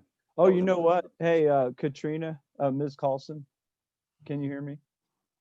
I just got a text from Mindy Moran, And she was saying that she and John Hobson, they wrote a white paper about the questions you were asking about academy representation. So she said she emailed it to me. I'm going to take a look at it and see what it said. I mean, to be honest, guys, I have so many questions. I guess this isn't the right forum because of the time, but I mean, I take issue even with us suggesting that to achieve representation, we have to get rid of prerequisites. I mean, what does that say about our system, that to get in our elite program, we assume that our minority students don't have the prerequisites or the ability to do it at an elite level? I mean, I think what we're saying is these things should not be the elite. It's really about pathways for students so that they are not that everything's not all about academics. I mean, frankly, one of our biggest issues as a school system is an elitist reputation that somehow the quote unquote best things are only for the elite. I agree, Matt, but we're not going to be able to. I mean, there was an article in the Slate today about a woman who was incredibly committed to getting diversity in her pod and was ultimately unsuccessful. And so my issue with this is, I get that we all have this goal, but my issue is we don't have any proof. That was why we had the center is a little. It's 6 kids. You have 6 minority students in the Black group, and that took years for us to get there with a push. So until I see. It did, Kate, it did. That took years with us saying, like, why isn't it at the representative? The center? Yeah, the center. That's only been open for what, two years? So this is our 3rd year, and this is the first time it's been presented, and there's been a representative thing, and that's with a small segment of students and with an incredibly tough push to make sure it happens. I'm just saying that I want better answers than it's important to us too. Because it's not playing out in any of the academies. And, you know, like better than me seeing the center model and how we're now representative, show me the data for Murray over the past 10 years. Show me the Academy Mesa over the past since its opening. Show me K-Tech since its opening, and show me how we've made the progress that we need to make before we sign on to do more academies in every school. Now, Matt, you did say it's more of a pathway than an academy. Well, that's a different conversation. I absolutely believe in expanding opportunities for our students and providing them with things, but I'm just really worried when we start. I agree. Yeah, and I think that the term academy, I just think it's. I don't know. I guess I've not been much of an advocate for whatever the name of it is, but I don't agree with the name academy. It makes it sound like it's something that it's not. And I'm just honestly. The reason that Murray or Mesa or all these places is because we've been like most school systems around the country that we talk about equity and pay lip service to it, but didn't make it important. If we had from the beginning, most of these places wouldn't be this way, and we wouldn't have students, you know, you've got the National Society for Black Engineers at Albemarle High School. It's the only high school chapter in Virginia. None of them, well, I think there were a couple that were in the Mesa program. If equity is really important to us all those years, then we wouldn't have the state that we have right now. It is now though. And if it's important and the board focuses on it and stays focused with it, and we'll stay focused with it, we can have representation in all these programs. We can. So if it's really important, which it is, then we'll do it. But as we know, whatever you focus on is what you get. And we have not focused on equity as a school system until very recently. So that's what I guess I'm trying to say, although it's probably ineloquent, is that we need to focus. When I'm having this conversation, you have to. Ultimate, not picking it, not hearing about how great we're doing at Center One and it's going to be fine. Like, I need to know. I guess I can't know all answers, but I need to know how is it going to be different. Yeah. Well, and that's why we put that slide up there to show you that we have focused on it and we can do it. And academies probably is the wrong word. We've talked about that as well, because really they are pathways. They're a series of experiences of classes the kids may or may not be interested in while you're in high school. So we could also put that on the recommendation when we come back, when we go over those questions, you know, to review the name of academies about Albemarle. So because I do think names matter. Names matter. You know, what you call it does matter. And if I'm part of the community that never has been in an academy or been part of something like that, that even that in and of itself becomes a barrier. But I'll be quiet now because I think they're actually trying to. But I also think that Katrina is absolutely right that the model for Mesa has been the most elitist, It has. hardest to get into. I've talked with parents whose student really was much more interested in environmental studies, but the cachet came from going to Mesa Academy, which makes no sense to me. And I think I'd have to, Katina's not here anymore, but I mean, I think that, and the coursework and even the curriculum at the academy also gears toward a certain level of achievement that we've not prepared all of our students to have. I think there's a greater diversity in students and the range of experiences, say with the Health and Medical Sciences Academy, where students can be there and do, you know, students who are interested in being vet techs or students who are interested in going to medical school or being researchers, a whole range of things. So I think we have to be mindful of what the curriculum and opportunities look like too. But here we go. All right, good evening, everybody. My name is Mike Craddock. I'm the director over at Center One, and I'm here to talk to you about the program of studies. As you know, annually you take we provide updates or changes to the program of studies for you all to review. This year, there are no changes to any adding or removing any courses. However, the AP limit is a change that will be part of the program of studies. So we have two questions that we would like you to consider as it relates to the AP limit. And first being, what criteria should be considered to determine the AP limit? And at what number should the AP limit be set? So with those two questions in mind, we've compiled a wide range of resources here, depending on what you might be interested in diving into. So just to give you a quick overview of what you'll find in the slide deck here. And the other group found it helpful for me to post the link into the slide deck so you can access the hyperlinks and everything on the as we go. So I'll be happy to do that for this group as well. But as you click through, you can find a little bit about AP, what our course offerings are, and general enrollment by school. The key thing I want to, one piece of data that you may want to spend some time on, in 2017, there was a presentation to the board with our AP and dual enrollment program evaluation. There's some key bullet points, and I think this really was the catalyst for this discussion and really got this discussion going about putting a limit on AP.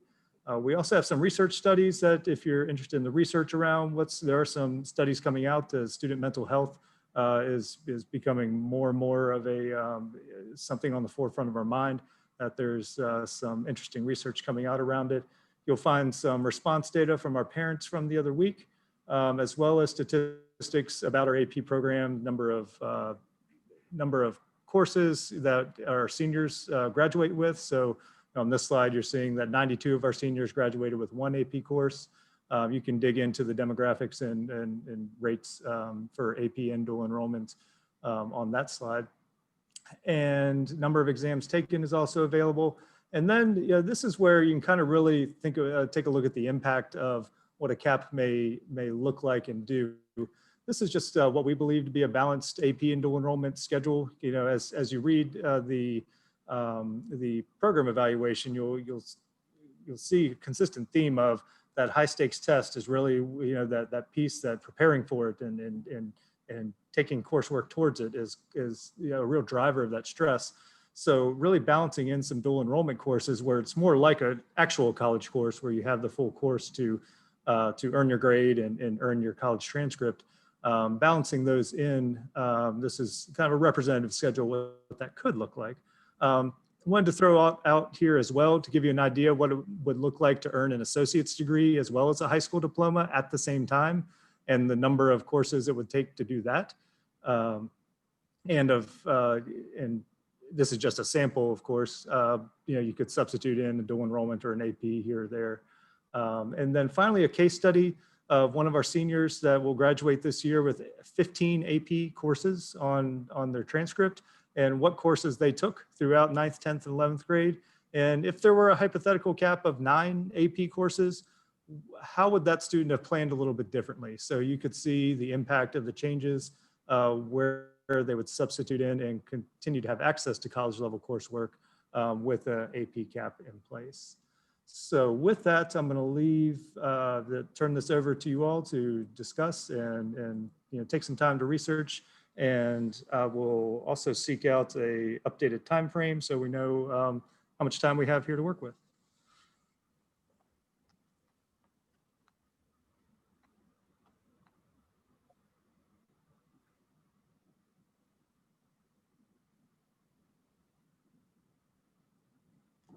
I'm not going to be the first one. I'll jump in. So in that survey of parents who said that there should be an AP limit, it looks like there was a majority of parents who said there should be an AP limit. Did we ask them what they thought that cap might be?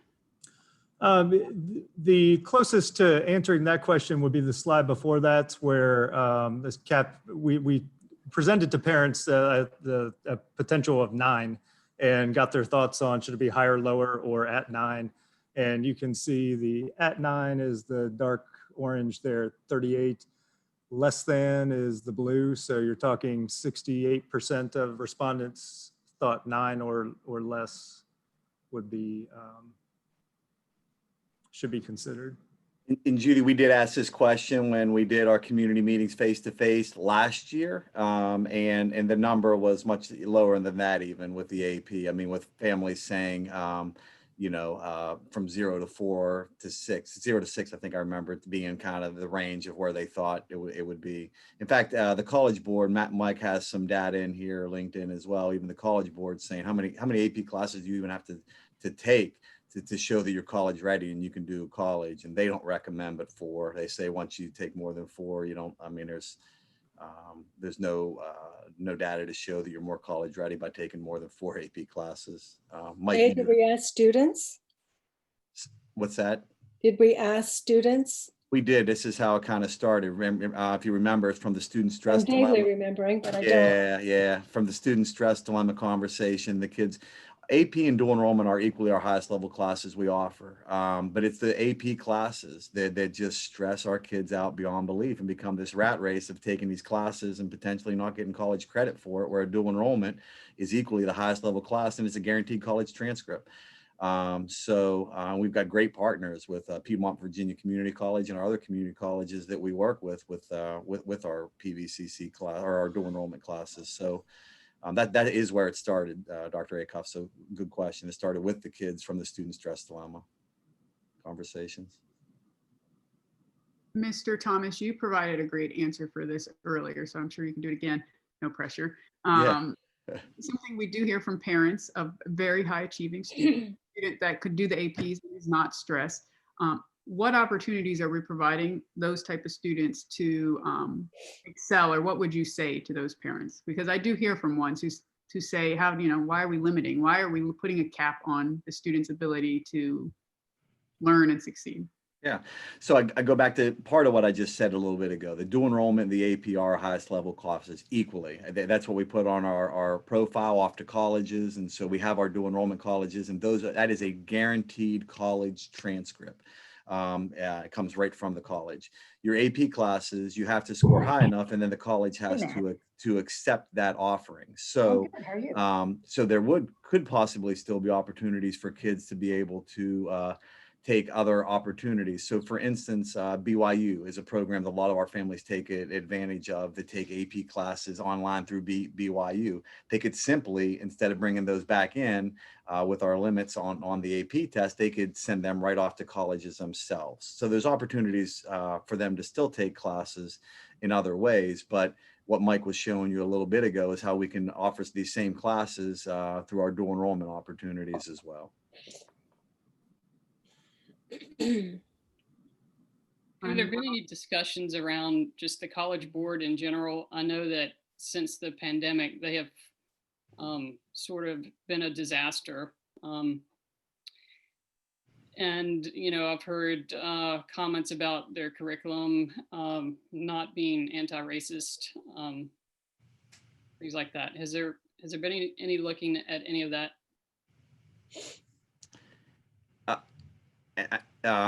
What is the exact question? Excuse, I mean, So do we like the College Board? Are we good on partnering with them and the materials they produce, the curriculum they produce for the AP classes? Are we on board with all of that? we don't have much of a choice with the partnership and the College Board. If you're going to offer AP class, that is who offers it. And if you're going to take the SAT, that's who offers it, the PSAT. So we're going to have a relationship with the College Board regardless. I think what we're saying and very clearly hearing is we can still have other opportunities with our classes through dual enrollment that are just as rigorous, and have a guaranteed transcript and accomplish what we're trying to accomplish, or the students and families are trying to accomplish with taking the classes. So yeah, of course, there's some problems with any company who you're having to pay to take exams and tests like that. You know, but we're going to have a partnership with them one way or another, because our kids are having to take the SAT and the PSAT tests as well. So, and you know, a lot of colleges are going test optional now.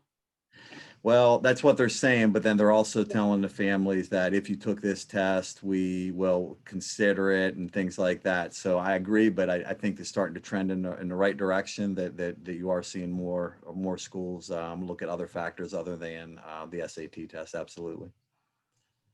Jay or Mike, what have other schools that we look to done about limits on AP classes? I mean, is it common? How common is it? What kind of responses have they had? Yeah, so there's it's all over the place. Actually, you're seeing more and more places start to pull private or pull AP classes. Chad Ratliff and I went to a consortium about a year ago. I think it was up at Northeastern University, and there was a lot of private and public schools there. And they said, our teachers can offer curriculum at a high enough level that we don't always have to go through a separate entity, the College Board, to offer these classes. So you're seeing more and more places pull or limit. So it's not uncommon that it's happening.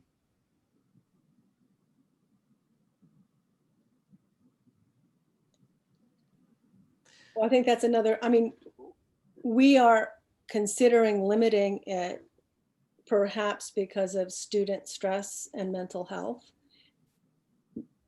But offering the same courses without AP is a different sort of conversation.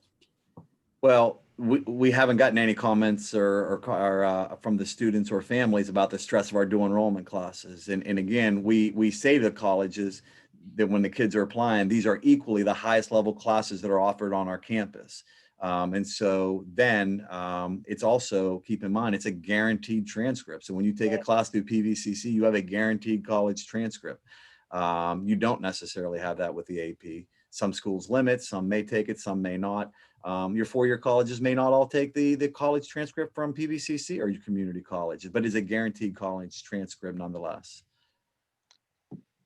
Just give a quick time check. We have about 4 or 5 minutes left in this discussion, and you all will have an opportunity to pick one topic or the other to jump back in and really kind of hash out some recommendations before reporting back as a whole group. Not to derail the conversation, but just give you a quick time check, about 4 minutes or so left in this part of the program.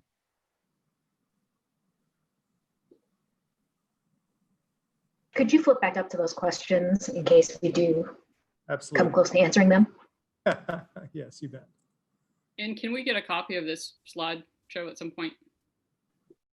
Yes, I'll drop a link here in the chat. I apologize. I said I would do that earlier. And yeah, you should have this in the electronic school board, but we can drop it. There. No. It is not there. No. Not yet. The other one wasn't either. It's a different version of this, or it's a different version of the other one. Yeah, there should have been two. There should have been the one that we shared with the community, and there should have been this one here as well. So I apologize. the other one you saw is, and in what I showed at the beginning, is all on one slide deck. So we'll make sure you have that. In fact, I can email the entire board right now, and I'll make sure that gets up on the electronic school board for the public to see as well. Thank you. For me, I appreciated the whichever study it was that said that students don't get benefit over 4 AP courses, not to set as a maximum, but I think that at least puts us into a range where we know that more is not necessarily better. And then I also appreciated getting the feedback from parents. So for me, those 2 criteria, would work well to start making that decision. I think for me, I don't want to limit students, but what really resonates for me is what you said about how we're not really limiting them, where they still have this, just we're allowing them another option, really, the dual enrollment, which is perhaps even, which I would say is the better option, because you do get college credit from it in a transcript, whether or not you end up going to a college later or do additional things. So I'm appreciative of the work. I think it's the right thing to do. And there's no test associated with dual enrollment that says you do or you don't. Yeah. High stake test. Yeah, I know for APs, I didn't take a lot of APs because I went to a tiny little school in Germany, but I had to ask to take them because it's what you needed to do to get in college. So they made a course just for me, which really was just prepping for this one test. That's all I did on my own. It didn't seem especially meaningful. That's not to say, I know that AP teachers, I know that students really enjoy them, which is why it's the dual enrollment. It's not really limiting things. It's just moving it into a different category. That's how I look at it. I appreciate it. And we want to make sure that the rigor is there, perhaps not with all the hoops.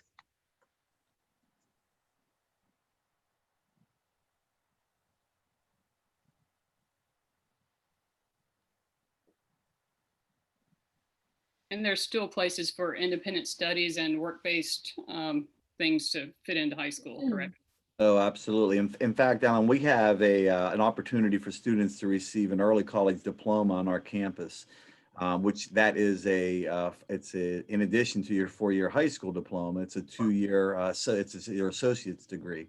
And even within that, there's opportunities to still take some electives and choices that you want to take within high school. So it really is a win-win situation. The current slide here will show you the dual degree pathway, and everything in red is what you need for the associate's degree. And then you can see there's still here 5 completely free choice electives, along with a number of electives that just have to be in a certain category as it relates to that degree program.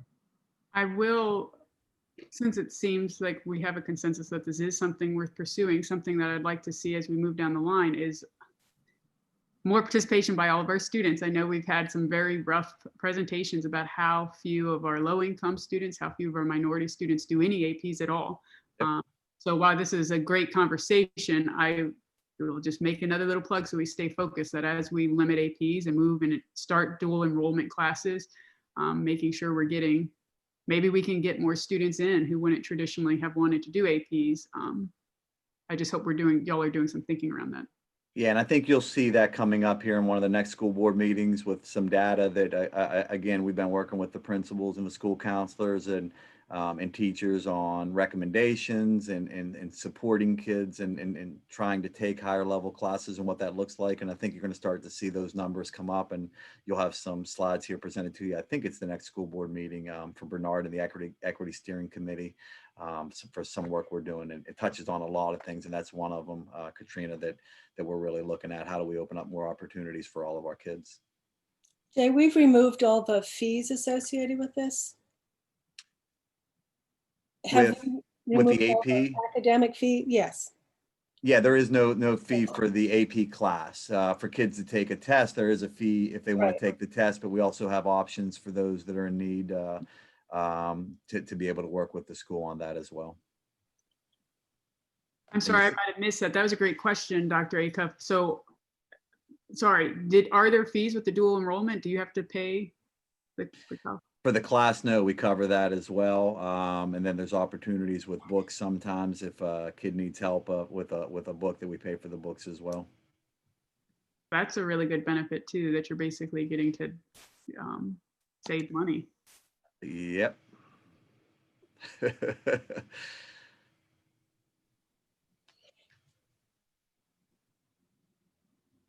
All right, I think the rest of the group is coming back in now. We're closing the rooms. We'll have a brief discussion and then we'll put you guys, mix up the breakout room so it's not so gender segregated this time, and come up with some recommendations.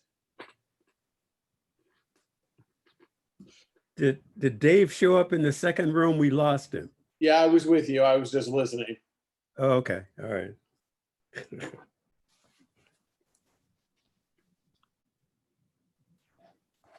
All right, Natalie, we have everybody back.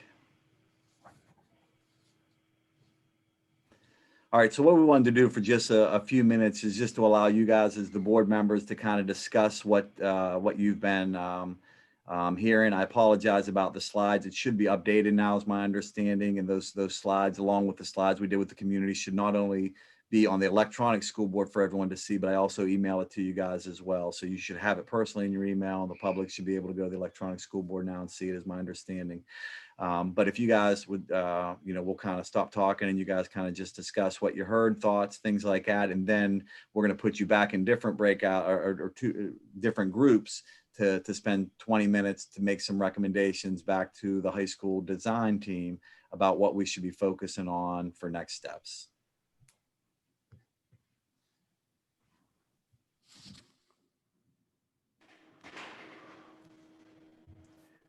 All right, the criteria for AP classes. I think I heard 3 different ones that were pretty important to, in a way, reduce the number of classes. And I think one was the stress level that the students would be exposed to. I guess it would be hard to measure how stress level could be measured, but still the stress level that the student would be exposed to would be one criteria to decide whether or not we should reduce the number of AP courses. The second one was college guidelines, whether or not by doing that, we would affect our students' ability to be enrolled at certain colleges, whether certain colleges would look at reduced AP numbers as sort of a bad thing. And then the third thing I think we talked about was the personal interest of a student. By reducing the AP courses, individual students might be better able to enroll in classes of their personal interest. So those were 3 things that I sort of took away from our discussion there. If I could, one thing that was very interesting there is having Will in our group, and he expressed his opinions about whether or not to cut AP classes. And the short version, and don't let me misstate this, Will, was not to limit it. And so to really, and he gave a great explanation for it. So that added to our conversation as well. Right.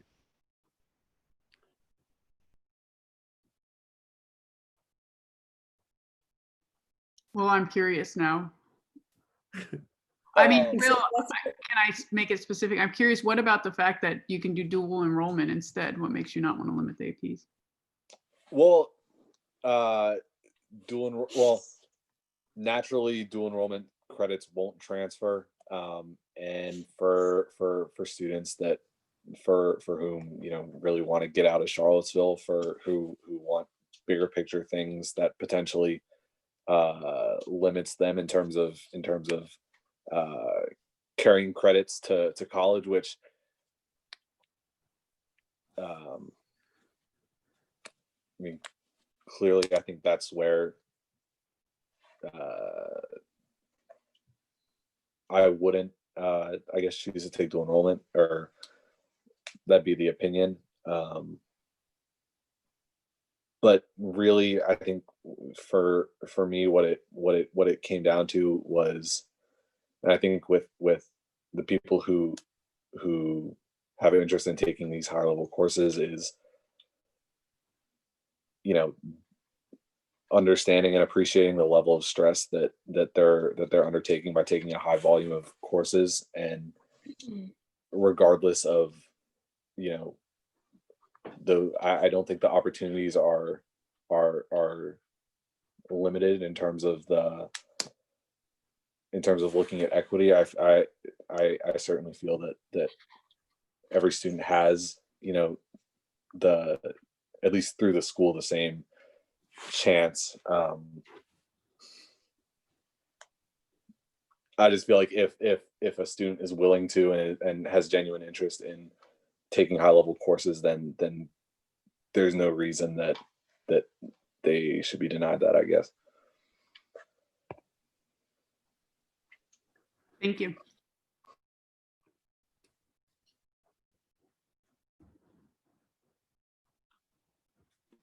Jay, did we see a range of, what is the range of AP classes that our students take? Was that one of the slides that I blinked and missed? I mean, you're muted.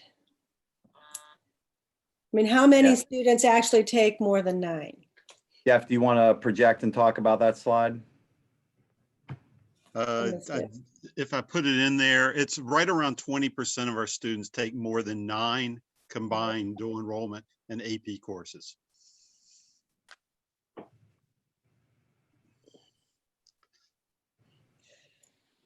Dr. Acuff, on this slide here, so at 9, we had 51. At 10, there were 44 seniors, 11, 46, 12, 30, then 6, 4, and 1 as you move forward.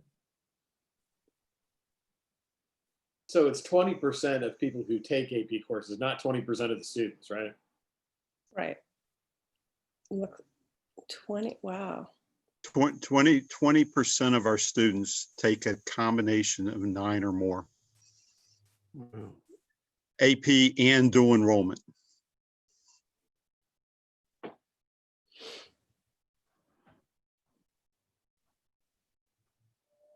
That's quite a few. Now I need a clarification. But we're not going to be capping, we're just capping AP, right? Correct.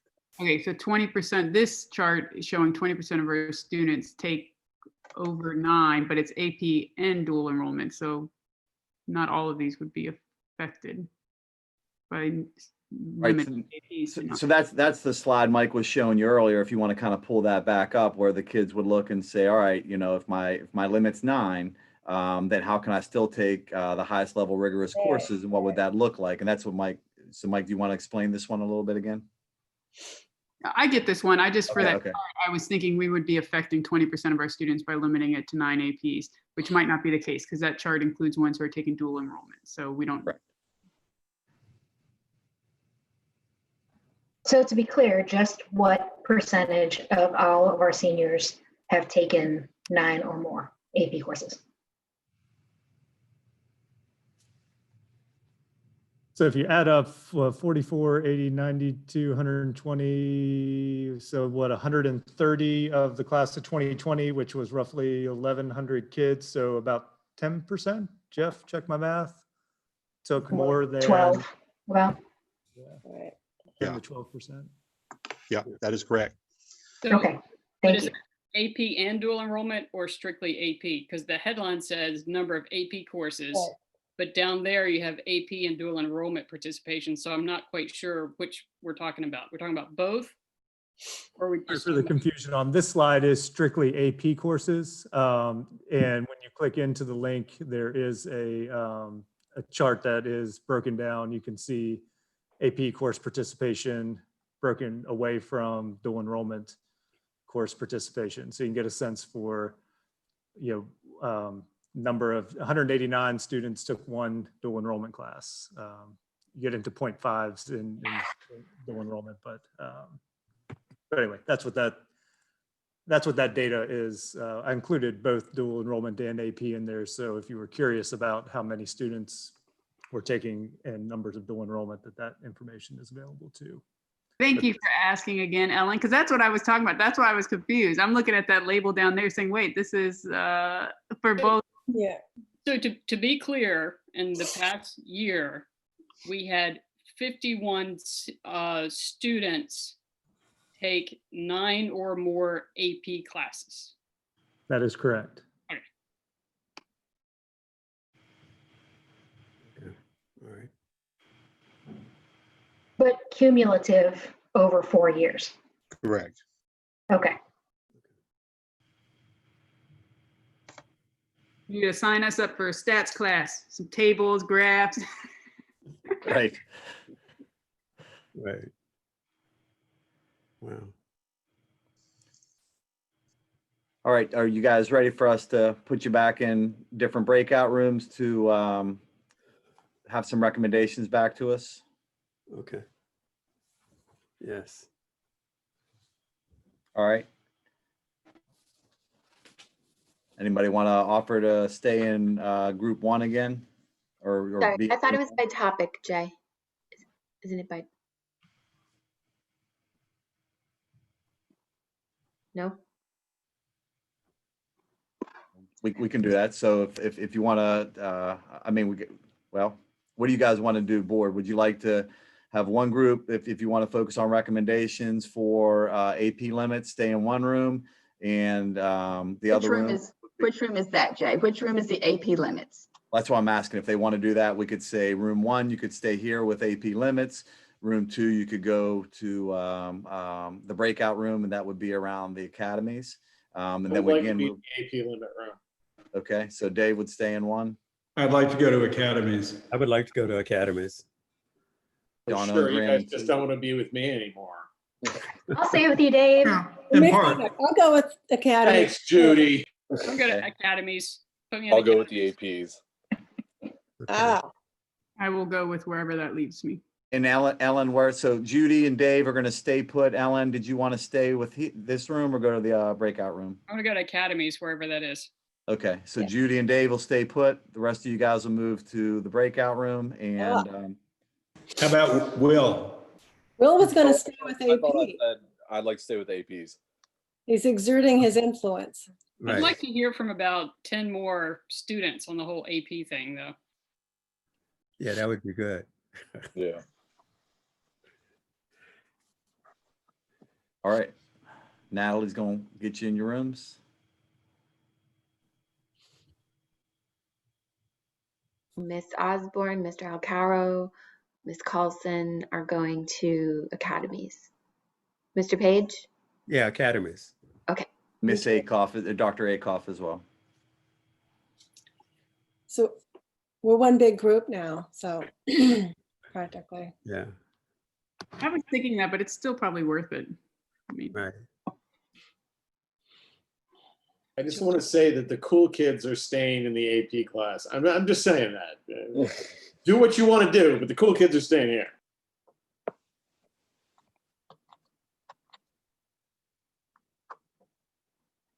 All right, so are we here to make a recommendation? So yes, this group will continue. Let me put the questions back up for you all to look at. And ultimately, in about 20 minutes or so, we'll come back to the whole group and talk about answers to these questions or recommendations back to the Contemporary High School Committee.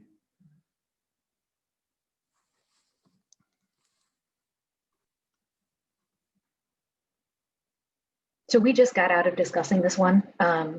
We didn't really report out to the rest of the group, but you know, we similarly talked about mental health and the whatever study it was that showed that any level of AP courses, any number of AP courses over 4 was not really that helpful academically or with college preparation. And also, you know, I found the 12% number, you know, that would only affect 12% of the student body to be helpful as well.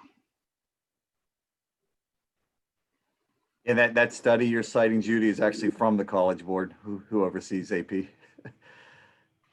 There you go.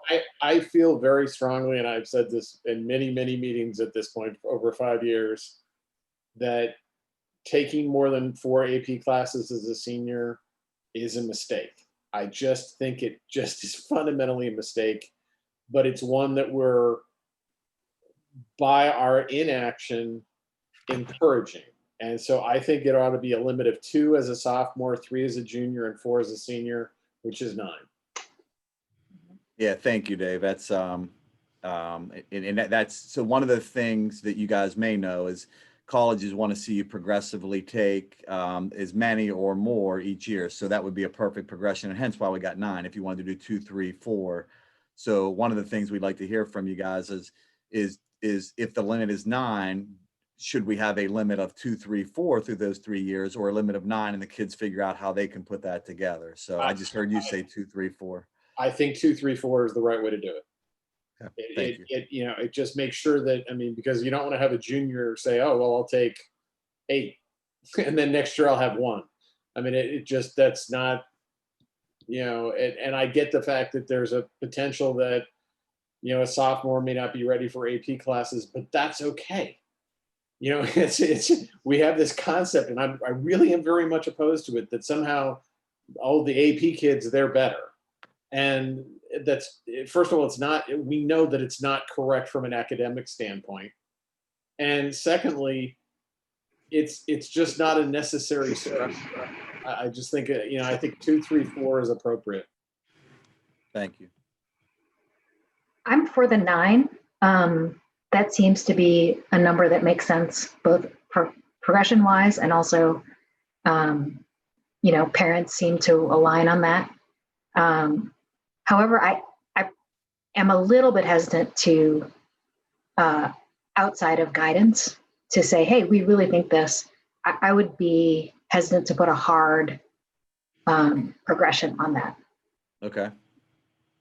So what we hear you both saying is 9 is a fair right number for the high school design team to go back and take a look at.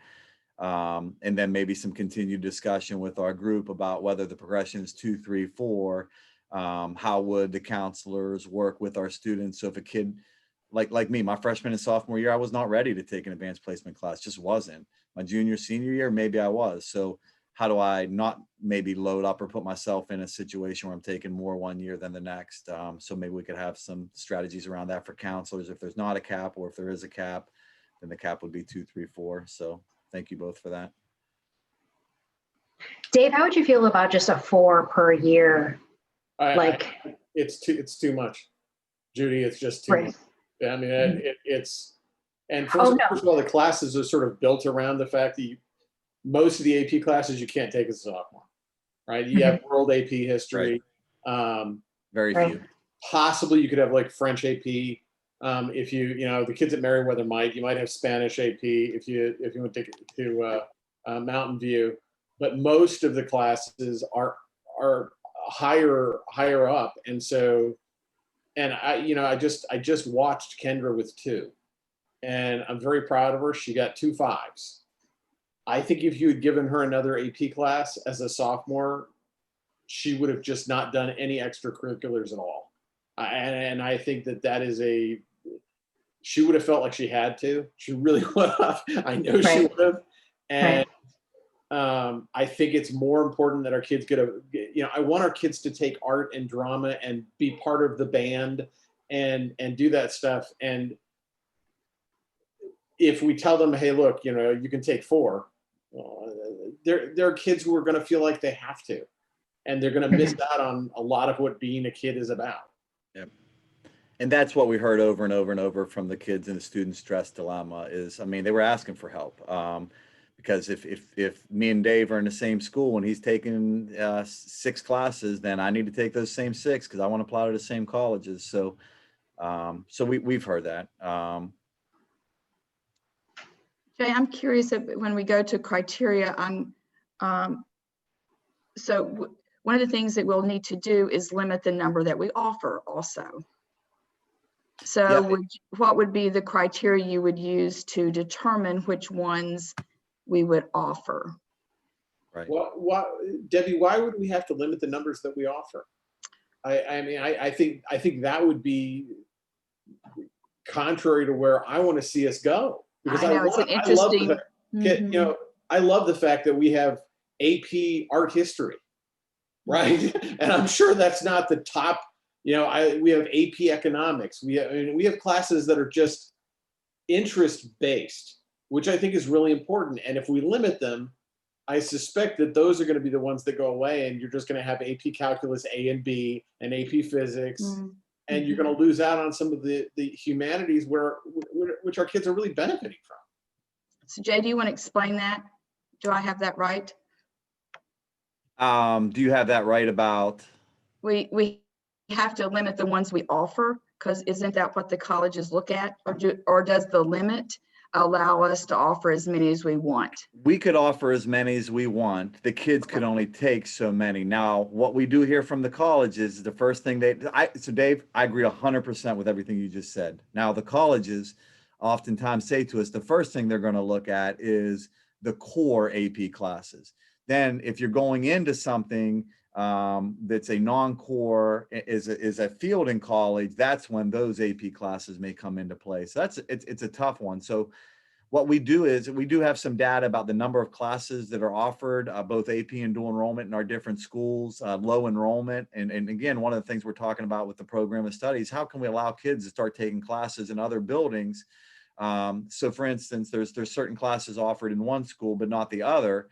So why can't a kid, now that we've learned how to do Zoom, maybe even Zoom into a class or go over to that school one day a week and take it? So we don't necessarily have to limit the number. I think naturally there may be a couple that are really low in enrollment anyways and just struggle to make every year that a principal may choose not to run that year. And that's reasonable, because if there's not enough kids to support it, there's not enough kids to support it. Yeah. But it might be the kind of thing where it's offered every other year, or absolutely. If I get the fact that colleges, if you want to apply to MIT and you take AP Art History and AP World History and AP US History, and you're trying to be an engineer, MIT may look at that and go, well, you didn't take calculus, you chose, but by the same token, if you're trying to go to Middlebury and you're trying to get an advanced arts degree or a French degree, they're going to care a lot more about the fact that you took AP French than if you took AP Chemistry. Yes. Yep.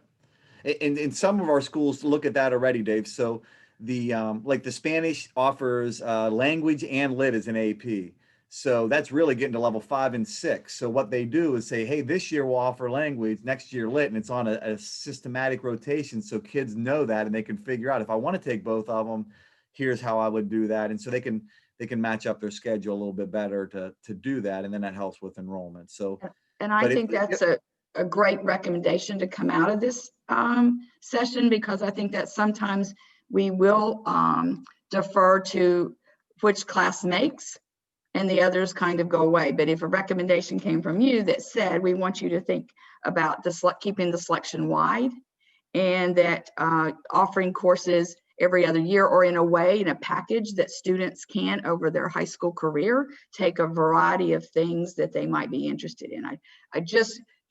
My point was just to try to get that on the table, because again, I want us to be thoughtful when we start saying, okay, we're limiting AP to this many, which ones will become the next question. And without guidance for that, sometimes we will go to the least common denominator. I would very much like to have it as broad as possible, because I think that's in keeping with our concept of what we're trying to create as lifelong learners. And it's specifically why I dissuaded several kids who asked me from taking certain AP classes by saying, well, do you like that? Like, well, no, I hate that. Then don't take that as an AP class. Take something. I would much rather a child who's interested in economics take AP economics or AP psychology that they're interested in than taking AP chemistry if they just don't like chemistry. Or I want them to take AP bio as opposed to AP chemistry if they really love biology, but God, they hate organic chemistry. I mean, so I think of the broader we can make it, the more consistent with our goal will be.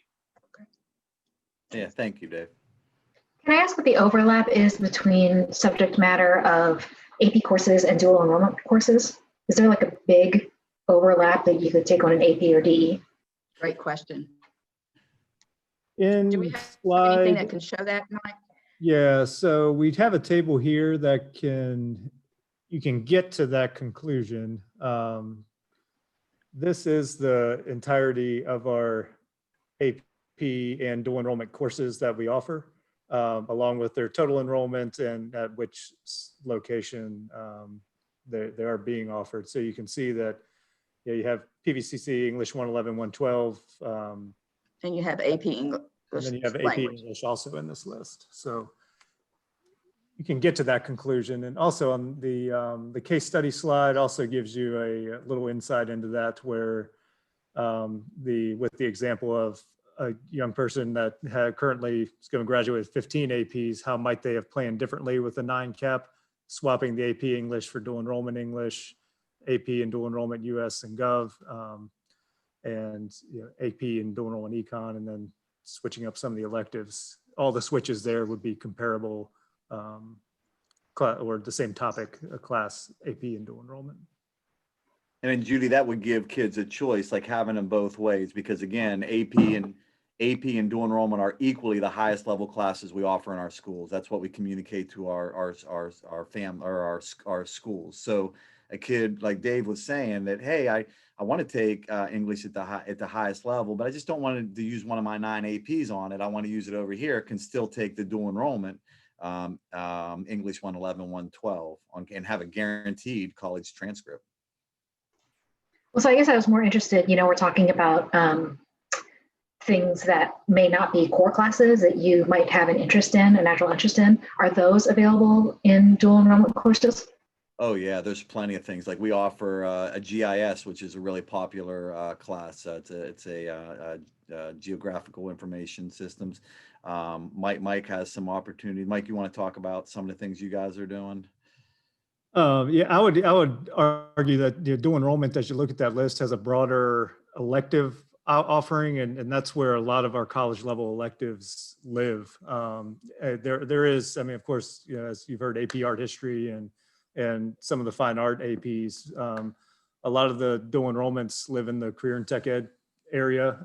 So we have dual enrollment web design and computer science and those types of courses, along with the GIS. Dual enrolls actually with JMU to offer that course. So dual enrollment electives are much broader than the AP offerings, and even get into some more of the technical fields. Thank you.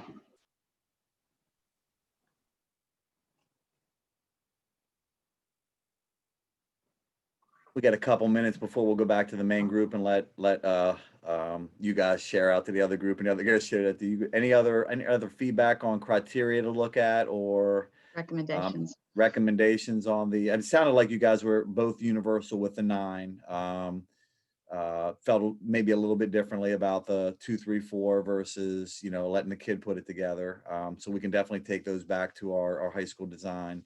The criteria felt like I heard from you guys were to keep broad offerings, allow some flexibility with the school to be able to offer something if it makes with enrollment, or to be able to offer it on a rotational basis, like the example with the Spanish. Anything else we're missing to take back to the group, or anything else you guys wanted to talk about? All right, thank you.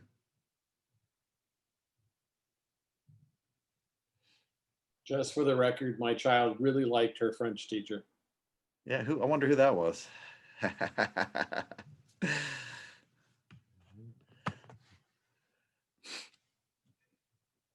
Now, thank you guys for your input and thoughts on this. I know it's been a couple years we've been talking about this with the student stress dilemma, and it's really exciting to get to a point where we're starting to have some opportunities to help the students with some of that stress and still allow them to achieve classes at the highest level possible.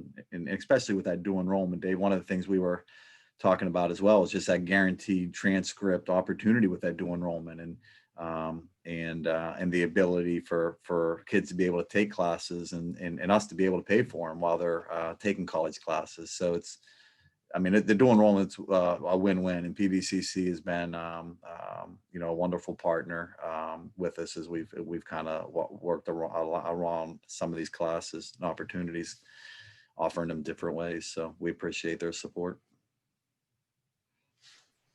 Dave, you can report out since you've been beating this drum for a long time. No. Nobody wants me to report out, Judy. I said it first.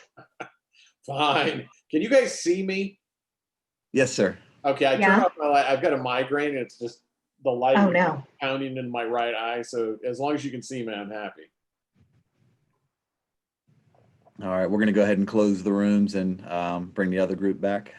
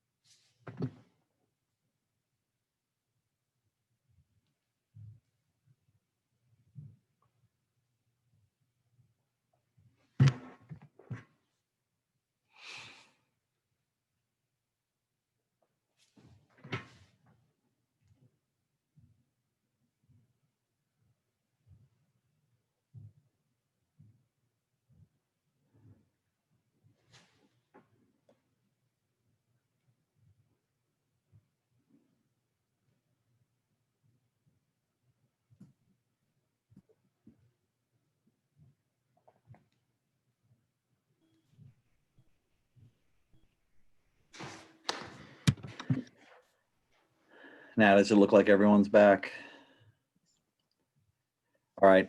Thank you all again for, I know it's a little bit more difficult to do these breakout sessions in these rooms in a virtual environment, but we do appreciate your input and thoughts. And what we want to do now for a conclusion is ask just one representative from each group to share out one on the academies and one on the AP program of study piece. And we're going to collect your information here via notes, and we're going to take that back to the high school redesign committee, and using your criteria and thoughts and opinions, you know, finalize things and put that together, and then come back and present that to you guys is what we would like to do. So let's just start with room one, the program of studies AP. Would somebody from that group like to share out? I've been the designated volunteer. I was voluntold. We feel that the maximum limit for AP classes ought to be set at 9. We feel that that's important not only for mental health and physical health, but you know, we want our kids to be academically inclined, not you know, chained to their desks all the time. And you know, we feel that that's the best thing. My approach, and I think I really hope that this will be looked at. I prefer a 2, 3, 4 for 2 for sophomores, 3 for juniors, and 4 for seniors. I don't know that Ms. Lee agreed with me entirely on that, so I'd ask that be looked at. Okay. I think that's that's a developmentally appropriate way to approach that. All right. Thank you, Dave. I appreciate it. The academies, is there somebody who would like to share out, please, with the group from that group? Ms. Carlson volunteered. It looks like she did. Yeah, I can tell by the look on her face. I would normally happily speak. I have spoken a lot this meeting, though, and I think Kate had a good summary. Okay, Kate. All right. Okay. I'm telling you, Kate, you're muted. Thank you, Katina. I mean, not Katina, Katrina. I was going to say Katina has my back because I think she was writing everything down. I mean, we certainly wanted to look at equity as being a key feature in how we design the academies. We really wanted significant engagement with the community, business community, and the local economy to help us craft the right pathways. And my list stops. Katina, do you have, I know you were writing it all down. Yeah, how do we set up that culture from the get-go? If we're doing a reset, how can we set that culture? We also talked about integrating K-Tech. How can we integrate K-Tech to so that doesn't look so isolated or separate? How can we tie what we're doing to the local economy and really dive into what the local trends are that are occurring right now in our economy, in our world, and keeping an eye on how this might look post-pandemic and what could those emerging trends be post-pandemic. And we talked about data analytics, energy, solar industries, statistics, machine learning. So just keeping really an eye on the trends that are happening globally, but definitely happening locally in our area. And I feel like, just to end on a light note, we did spend a second pondering what is Charlottesville really known for, and Mr. Page, winemaking and alcohol. Nice. Alcohol, basically. All right. So you want us to start a brewery and a vineyard in one of our schools? Is that what I'm hearing? Yes, that's it. Okay. That's it. Okay. The growing. I have lots of teachers in our division that I think would be really excited about the prospect of that academy. If we did say, jokes aside, agricultural, what is it? Agritourism. Agribusiness. Agritourism. Yeah. In the southern end of the county, right, Graham? Right. Yeah, that's it. That's it, Ellen. We also talked about looking to other models and continuing to learn from other divisions that have set this up. And I think it's Graham and I are going to be patched in with a Zoom meeting that Katrina has set up for I'm sorry, there's Ms. Dudley has set up next week. And I think that will be filmed and made available to our colleagues on the school board and anybody else who wants to look at that. Dr. Acuff, we have a Katrina on the lead coach team, and we do Katrina mix-ups all the time. Okay. All right. Well, thank you. And I know we captured notes. We actually already started a little Google Doc with those notes as well to put in. Thank you, Natalie and Katina, for taking those notes. Anything else with next steps that you'd like to share with us? If not, what we'll do is take this back to our high school redesign team, take a look at that, and then come back with the presentation. Dr. Collins, was there anything else to share? No, I'd just like to thank the team for coming tonight and keeping this ball moving, even with all the other challenges that we have at the time. So thank you so much for putting this together and working with us tonight. Absolutely. Thank you all for having us. One comment about the cap on AP. Was there any discussion of implementation time, like kids who are, after all the kids who've gone through already? It is. So it's all these conversations are with our current 7th grade class. Okay. And I'm sorry, I probably didn't say that at the beginning. That's yeah, this is all of these conversations are with the current 7th grade class. So I wanted to quickly say thank you for organizing this work session. I think you really left it open-ended and allowed the school board members to contribute and kind of guide the conversation. In fact, so much so that I think at some points it was like, wait, where's the prompt of what to do next? This is so open-ended. It's nice because it feels like before you make these decisions, we're getting to provide guidance about what we want to see in them. So I appreciate that. Absolutely. I agree. I think this was one of the best work sessions we've done. Yeah, I agree. Thank you. Thank you. And Jeff, Mike, Natalie, Katina have all done a wonderful job putting this together and helping with the community and the school conversations. So, and there's a larger group that's helping with that as well. So I'll pass along those thank yous as well, but we definitely appreciate hearing it. Thank you all for your time. We appreciate it. Okay. All right. Good night. Okay. Thanks again to that entire committee, everybody that was there. That's wonderful work. Our next work session item, the high school center schematic design. Ms. Lindsay Snoddy will be presenting to us on this. Good evening. I'm Lindsay Snoddy, Deputy Director at Building Services, and we're going to talk about High School Center 2 schematic design. Student capacity issues at both Albemarle High School and Western Albemarle High School have necessitated the need for additional instructional space. With that in mind, we studied our high schools as a 4,000 student high school system versus 3 distinct and separate comprehensive high schools, recognizing that all students should have the opportunity to participate in any academic program offered in the county. Based on this, the recommendation was to use a village or center model to alleviate capacity issues and to modernize existing high school spaces. High School Center 2 is a 60,000 square foot facility with a 400 student per day capacity that is a resource for the entire division. It is strategically located to provide access to interdisciplinary, project-based, and specialized programming. It will also serve as an interface between the school, community, and professional organizations that provide out-of-the-building authentic learning experiences such as internships and other work and community-based opportunities. The current goal is to open the Center 2 in spring 2023. Design funding for High School Center 2 was approved in FY 1920. However, funding for construction has not yet been appropriated. Tonight's presentation is for information only. At the next meeting, we will recommend approval of the schematic design for High School Center 2 and authorization to proceed with to design development. Quinn Evans has their team here tonight and they'll present the schematic design, and Charles Tilley will kick it off. Thank you, Charles. Hi, thank you.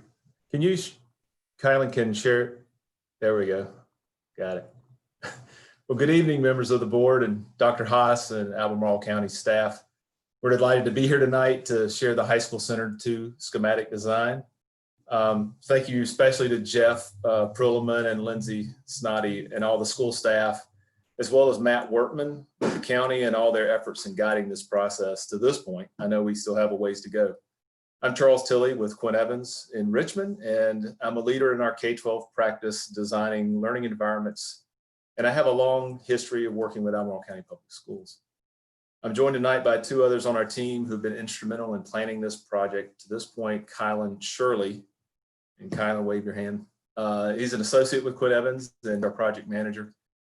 Also joined tonight by David Stephen with New Vista Design.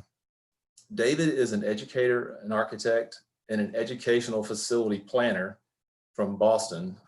He was instrumental in the development of high-tech high school, as well as many other innovative learning environments across the country. David's been helping vision the architectural program and how the center would be arranged. Next slide. Tonight we want to present 3 items, essentially some background in the programming of High School Center, the architectural programming of all of the pieces that we put together to form the basis of the program, share the schematic design, elevations, floor plans, and those type of technical things, and then talk a few minutes about project logistics. Next slide. For the programming of this building, we began the project using the high school facilities study that you guys completed in 2017. And through that visioning process that was done in 2017, the idea for creating centers around the county to address enrollment capacity issues, as well as equity and access, was developed. Next slide. There you go. In those discussions, the design patterns were defined that formed the guiding principles for development of high school learning spaces with the center as well as other high schools. All right. Good evening, everybody. The principles that we worked with align closely with the Virginia profile of a graduate, as well as 21st century learning goals that schools around the country are setting for their programs and students. And these connect with not only content knowledge, but higher order critical thinking skills that students develop when content is applied to authentic contexts and problems that connect to the development of workplace skills, civic responsibility, and career planning.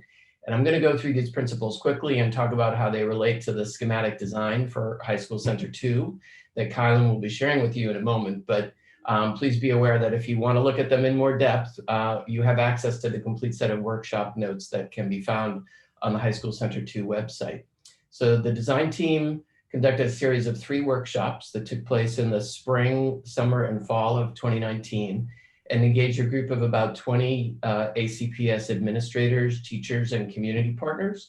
And the areas of focus included exploring 21st century learning goals for the state and district and their implications on the High School Center 2 facility, sharing best practice examples of school facilities designed and built within the past 5 to 10 years that modeled many of the design elements prioritized in the high school study, and discussing ACPS's particular school and district needs and priorities. And the highlights of these priorities include, on the educational level, offsetting capacity overages at Albemarle High School and Western Albemarle High School, also creating programs that are relevant and flexible, putting discovery and innovation at the center of the learning experience and making it more visible. A focus on helping students to develop skills in collaboration and social emotional learning, incorporating PD into the process, and most importantly, graduating students that are thriving and ready for success in life. And community priorities included ensuring access to everyone and connecting to local business and resources and serving as a community hub and resource. Next slide. And during our workshops, we connected these goals and the high school study guiding principles to design features that were prioritized by the group. And when we think about community orientation and accessibility to all, we want to make sure that there's safe and welcoming arrival sequence, as well as clusters of learning within the building that build connection between spaces and that allow for certain parts of the building to be safely used by the community after school hours. We also wanted to consider indoor-outdoor connections and allow for extending learning beyond the walls of the school.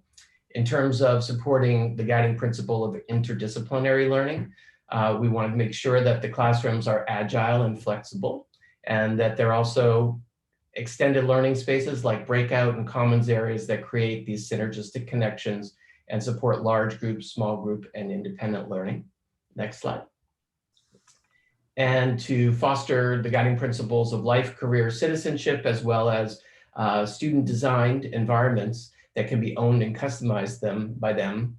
We looked again to providing multi-purpose spaces that extend beyond the walls of the classroom and provide spaces for flexible use. And sustainability is also an important design focus, as well as the idea that the building itself can teach students about sustainable energy use by enabling them to interact with and monitor building systems. And in terms of the guiding principles of mentored and authentic learning, the building can support these by functioning like a high-performance work environment with varied and professional spaces, such as maker spaces and experimental and simulation labs. And finally, next slide, with regard to the guiding principle of transparency, we wanted to make sure that the building provides visible learning and connections, as well as good wayfinding and opportunities for display, exhibition, and storytelling. And next. And we did talk to a group of about 20 students and 8 teachers in 2 separate workshops about the kinds of spaces that most excited them. And what they were most excited about were the indoor-outdoor connections, maker spaces in a place that felt like a high-performance workspace, sustainability, and varied spaces with multi-purpose functions, including breakout spaces in STEM and STEAM. So those were at the top of the list, and I'm going to turn this back to Charles and Kylan now to tell you how each of these considerations factored into the building design. Thanks, David. As we came out of that programming initial kind of brainstorming process, we developed and confirmed an architectural program that described spaces that totaled about 60,000 square feet, which was our assignment, based on a capacity of 400 students and providing the flexibility to accommodate a variety of programs. Next slide. And the way we've gone around taking those program spaces and melding them into a building, we see those breaking out into 3 different areas: instructional spaces, and something we call the innovation core, which is really the technical resources that are focused around tools for various ways of making things or creating. And then the common spaces that support the academic mission, like administrative space, cafe commons, and those types of things. Thanks, Charles. So we'll get into the specifics of each of those spaces a little bit more as we go and what they're like. But we started our task when we started schematic design back in March with trying to figure out, how do we take that list of spaces and give it the qualities, the more intangible qualities that were identified through the programming process and those guiding principles from the study to achieve this ecosystem of spaces that work together to create the learning environment we want to achieve. So this diagram shows relative sizes of the 3 different types of spaces we identified. And early on, it evolved into this diagram, showing more how those spaces start to intersect to create that circulation path, that overlap that we need. So this diagram became like a guiding force as we develop design into floor plans and the building that you'll see as we go here. But first, we had to start with the building site. It's a really great piece of property over near Monticello High School. There's a lot going on there, a lot of connections to be made, and some really great views of the nearby mountains. So zooming in on the site on this slide and flipping orientation now, you can see that access to the site is from Founders Place, which is right behind the fire station there off Mill Creek Drive. And it's a big, big hill. And that cleared area at the top is really the only level area on the site. The rest of it slopes and is forested. So, we look closely at the, hyperlocal climatic scenario there, but there are a lot of other factors that went into how we approached laying out the site. One being keeping our development nice and tight, both to conserve economic or financial resources, as well as limit the amount of, this forest and dirt we had to move. We also wanted to avoid having to extend any public roadways. That's a big cost. As well as work with that steep slope that's there to manage stormwater. So conceptually, the site started to lay out like this, with the building up towards that level area, parking going down the slope, and stormwater down there at the bottom where it was kind of going naturally, and that left a lot of land left over to leave forested. Another interesting planning consideration we had, and this was a request from the Albemarle County Planning Department, was leave a space along the back side of the site here for the potential to extend Founders Place and connect it to a new development, which will be down here called Galaxy Farm Place. So just one more factor as we laid this out. Here is our schematic site plan. You can see the parking lot laying out there in front of the building as it slopes down the hill. And this is kind of the general mass of the building. From a vehicular standpoint and circulation to the site, this reddish line here shows how buses will come up to a drop-off area at this end of the building.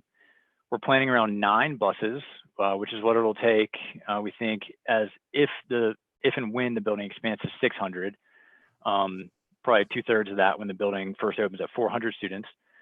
And then the yellow line shows vehicular car traffic coming to the site, keeping the 2 separate with a drop-off area at a main entrance on this side of the building that faces the parking lot. Revisiting our diagram, this shows how that main commons area of the building sits over here on the right side of the slide, in between the entrances. These innovation core spaces, what we see become the high-tech spaces, kind of sit here at the center, merging those common areas with the instructional wing of the building here to the left, and with plenty of access to the outdoors to connect learning spaces to outdoor spaces as well. Here is how all the different program spaces kind of stack up in a 3D way, showing how the mass of the building is formed. And what became important here was this idea of this collaboration core where the commons kind of extended through that academic or instructional wing, creating this space between. And I'll go right into the floor plans here, and we'll zoom in space by space as we go. But here on the floor plans, here's the main entrance and the bus entrance on this side, all the way to the right of the slide, with the administrative suite right there in between, giving them good observability of the site, and the commons here, and then it extending out through the instructional wings. A second floor really just stacks that instructional wing, and the commons is a 2-story space. One of the main or like really important comments we kept hearing over and over again early on was, we don't want this to feel like a school. This is somewhere different, it's unique. So students coming right into this big common space right here, 2-story space, was a big goal of ours to give it a nice big space, and we'll see more of that in a moment. The commons is really like the town plaza of the school. It's a place where, it's the dining commons where you eat, but it's also a place for events like a speaker, a visiting speaker from a local business or an academic. It's where a career fair, science fair might happen. It's really multi-purpose space. A really important part of the space is what we're calling the share stair. And to the left of the slide are these spirit images, which are not this building. They're photos of different spaces that are intended to kind of give you an idea of the character we're shooting for with each space. So the share stairs is really kind of crux moment in the building. You know, it's the functional means of getting to the second floor, but also, you know, this wide open place to become a place for an ad hoc presentation or performance, extra seating for an event. And it's right next to a gallery, a student work gallery. So a big part of a project-based learning environment is, you know, building this culture around, you know, putting our work on display and seeing that work of learning that everyone's doing. So it's a place where everyone's going to move through the student work gallery and that really be part of the everyday culture of the school. So that commons extends out through that gallery and the share stair and forms kind of smaller pockets of common space amidst the instructional spaces. And so these aren't corridors, but it's a circulation space, but they're wide spaces, creating different size niches and spaces for students to occupy. It's student-owned space outside of the classrooms, outside the instructional space, filled with furniture of different types and sizes to meet different people's needs and accommodate different types of work they might be doing. You know, interspersed in that space are group rooms, so more enclosed spaces for students to gather and do work kind of outside classroom time, and then teacher collaboration spaces, which are really pretty casual teacher offices, makes them available to students, but gives them a private place to go. The project studios and learning studios are really the core instructional spaces. You know, we're not calling them classrooms. They're not your normal classrooms. They are really high function, high flexibility, adaptable and agile spaces. Project studios are more intensive. Some of them will be outfitted like chemistry labs. Some of them like maker spaces. Learning studios are a little smaller, but still flexible, flexible furniture throughout, and resources like sinks and counter space and project storage, you know, in all of these spaces. And then operable partitions will be employed kind of strategically between these different studios to allow them to flex and get big or flex and get small, kind of depending on the needs and as programs evolve and change. And then our specialty studios are the really hyper specialized spaces like a wood shop or a metal shop. Could be more high-tech digital environment like a recording studio or like a medical simulation lab perhaps. But it's kind of TBD as we determine what programs go in here. The Idea Lab is kind of the evolution of the typical library. You know, we don't need volumes of literature here necessarily, as it's more of a STEM focused center. So these are this is a place where students and teachers come together to access information, whether that's digital or analog. And it's partnered with this digital fabrication lab, which is a place where students can access technology such as 3D printers and laser scanners. It's that digital shop kind of space. And there's no gym here, but we are including a fitness room or wellness room. And we think this is a pretty unique opportunity to address wellness and health from, you know, kind of all ends of the spectrum, from physical activity to mental health. It's a place where a student might go jump on an exercise bike, you know, for 10 minutes between class, kind of get that energy out or the workout in, you know, or there could be a yoga class, you know, first thing in the morning or at the end of the day. So multifunctional space to kind of view the whole student, you know, as a holistic whole and address health as well. And of course, these outdoor spaces are really important at a school where we're making a lot of stuff. So projects are big and dirty and messy, and being able to get outside is important. So on all sides of the building, these project studios and learning studios on this front side of the building have the, you know, direct access to the outside. You know, this area spills out into what we're calling the fabrication yard. And even, you know, the commons spills out to an outdoor dining terrace. So giving students the ability to get outside. You know, when you ask students what kinds of spaces would benefit their experience, outdoor learning always comes to the top of the list. So we've made that a priority here. Mm-hmm. And of course, all the educational goals are the primary goals of the project, but we do have pretty aggressive sustainability goals as well. So I hinted at this as we talked about the site, but we're looking carefully at, you know, how we're interacting the building with solar orientation, making sure we're daylighting spaces, managing solar heat gain. We're making a nice big flat roof, so it's easy to add solar panels in the future. It's very straightforward to install. And of course, choosing materials for embodied energy and recycled content and recyclability. So a lot of careful decisions being made there. And what does it look like? So we have a couple of concept renderings to share here. Keep in mind, these are very conceptual. We're really looking at form and scale with these. So color palette is not decided. Even materials palette is a long way down the road. So we're kind of hinting at those things right now. But here we are at the main entrance. So right in front of us are the front doors, the administrative suite to the right, with a little entry courtyard here, all landscaped, and to the left are the educational spaces, the instructional wing, kind of out to your left with the outdoor learning spaces in front. You can see a large overhang here, which of course is part of shading the building and managing the solar heat gain and reducing energy use. Here we are in the commons.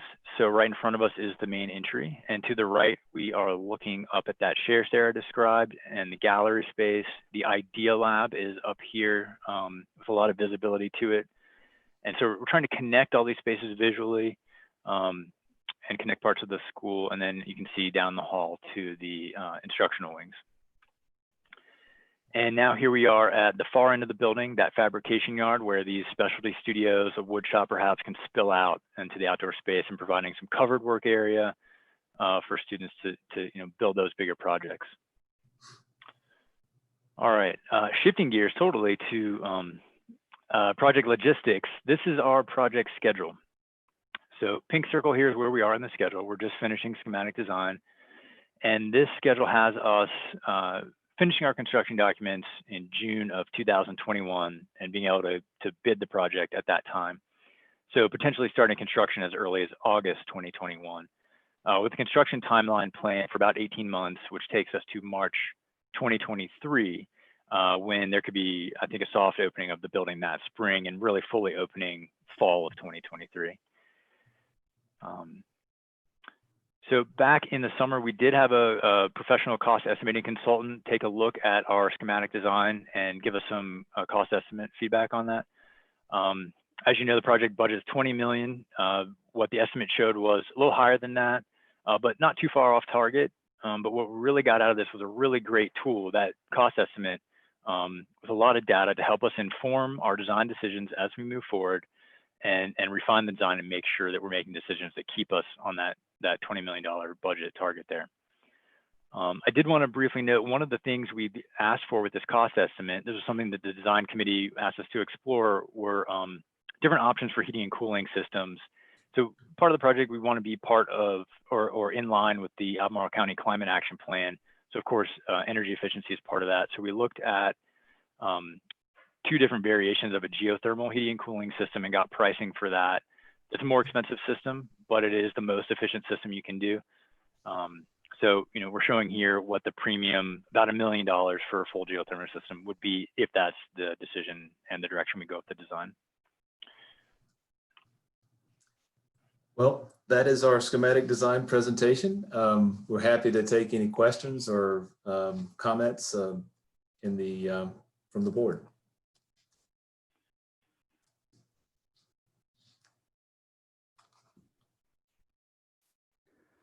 I can hop in with a quick question. I guess are you looking for insight from us? I would support doing the full geothermal heating system, but I guess my pushback would be I don't want to be over budget. So it's already $1 million something over. What kind of things would change to get it into budget and potentially 1.2 million or whatever it said under, so that we could do the geothermal energy? Right, and that budget is not based, it's based on descriptions of some things, mechanical systems and that kind of thing. And as Kylan noted, one of the things we're going to do as we start the next process of continuing the design is we're going to dive deeper into the amount of square footage we have in the building. It's right at 60,000, but we may be able to pull, a couple hundred out here and there, change a few materials, something that would bring it back partially. But I don't believe that we can pull out enough to get the full geothermal system into the project as a design, part, because a lot of that geothermal cost is drilling the wells. There is a payback of roughly around 16 and a half years on that. The hybrid system, we're using a really efficient mechanical system to begin with. So similar to what you're using on plenty of your other projects right now, this would be a system-wide, a building-wide system, very efficient mechanical system. But to get the full geothermal pieces into the project in the $20 million budget, I think we'd have to reduce the building square footage at this point a pretty good bit, or dial maybe some site work back. We have 200 parking spaces on the site. There's an opportunity there potentially, but there's some things we could do that if we were given that direction. I just don't know if we'd get all the way back to 20 million with the geothermal in there. So I have one follow-up question and then I'm done. So this is for you, Ms. Snoddy. What environmental plan do we have in place when we speak to when we prioritize the sustainable measures that we want in a new building? Because new buildings are one of the prime opportunities we have to build sustainable, environmentally friendly buildings. And that's something that we've aligned as a county and as a school board. So I always kind of feel like I just ask, well, what are you doing? And like, that seems like something that maybe we should have prioritized. Our follow-up is with I know we're making space for the solar panels, but do we have a plan? I know there's power purchase agreements. Do we have a plan to get solar on there? And I guess I'm just kind of curious the process on that. So as far as this building design goes, we've prioritized LEED principles. And that includes, like Kylan mentioned, recycled materials, how you're laying out the site of the building, having a 2-story building so we have a smaller footprint, making our mechanical system as efficient as it can be with whatever budget we have. Geothermal is kind of that next step forward, which does have a higher upfront cost. We got Crozet, we got lucky because it was the cost increase for geothermal is offset by an increase we'd have to do with the electrical service. So there was a much shorter payback with the Crozet scenario. Here, it's new construction. The design committee made, I think, a great decision in not bringing natural gas to the site, even though natural gas is available for the site. So we're doing that so we can, as the grid becomes cleaner, the energy serving the building will become cleaner. And then long-term for the solar power, for solar on the building, we talked about this a little bit too. The solar power purchase agreement is how we've done that at 6 of our schools. At Henley, we were able to get solar on the building through a grant opportunity, but solar PPAs are a great strategy for us to do that in the future here. Thank you. Are there other questions from the board? I don't have a question so much as just an opinion, and that is the last brand new building that we've built was back in around 2002 when it was Baker Butler. And I mean, I have to say that this presentation was really outstanding because it piques, you know, the interest. You can start to visualize what the interior is looking like and what the feel of it is. And I think with all the different areas like the project studios, and I appreciated Mr. Shirley's comment about no gym, but definitely a wellness center, because that's going to be, you know, an important part. I did have a question though about the outside community use of the property. That was, or use of the building. I understand how that works when it's there's a gymnasium and there are leagues that come in and play and use part of the space. What is it that you're envisioning would be the community use of this property? Well, the commons area could definitely support, you know, a meeting of 400, you know, people sitting at a presentation for sure. I guess it depends on how much the school wants to allow the use of tools or the digital tools that are part of the building. That might be an opportunity that, you know, for, you know, summer or other types of the year. But I would say by and large, it's the community gathering space that is there if, you know, other schools or other facilities aren't available. Monticello High School is right across the street, obviously, so there's large meeting spaces over there as well. But I would think that would be a good place. And there's a lot of convenient parking right next door, right in front of this building. So I would add that pretty much all of the schools that I'm working with these days are looking to expand the use of the building beyond school hours. So after school and weekend use. And one of the things we look at is, can we block off certain areas of the building? So we make that access safe so that there are certain areas that are just restricted and others that are more public. Many school systems that I work with actually use this as a revenue stream to rent out the space as a multi-purpose meeting space, as a community resource. And also, if even things like the specialty studios or a maker space may be something that could be used by the community in the evening for adult classes, if that's something that the district were interested in. So, but we want to see the use of the building just sort of expanded, if at all possible, and make that access safe. Thank you, Mr. Stephen, because it reminds me that going back into 2017 and 2018, when we were working on the center concept, one of the things that was talked about was having extended hours so that students could come in and be working later in the evening, and just different flexibility in there, so that it wouldn't just be set hours. And so, and that could, you're just reminding me of that. Well, in our workshops, a lot of the teachers were talking about wanting this to be a place that kids just don't want to leave at the end of the school day. They want to stay there and use the facilities there, and in productive ways. John, I remember that too. And I remember specifically there was a group of kids who were doing recording in a recording studio, and it was at night. they were working and they just couldn't leave. They had stuff to do, and that was really exciting to see. Absolutely. Gentlemen, thank you very, very much. This was an outstanding presentation. Thank you. Thank you. Are there other questions?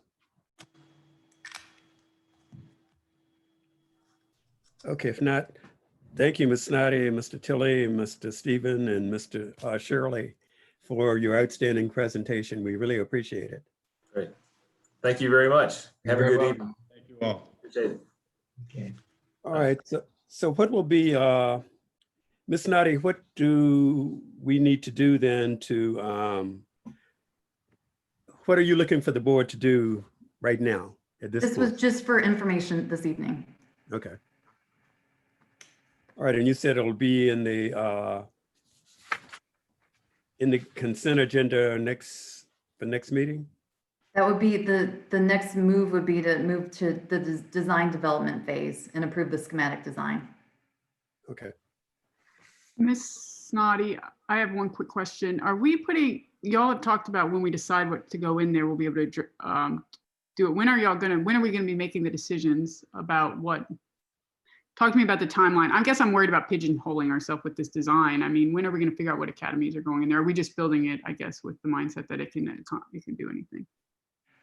I see. Yes. The plan right now. Okay. Okay. What was the answer to that, Ms. Collins?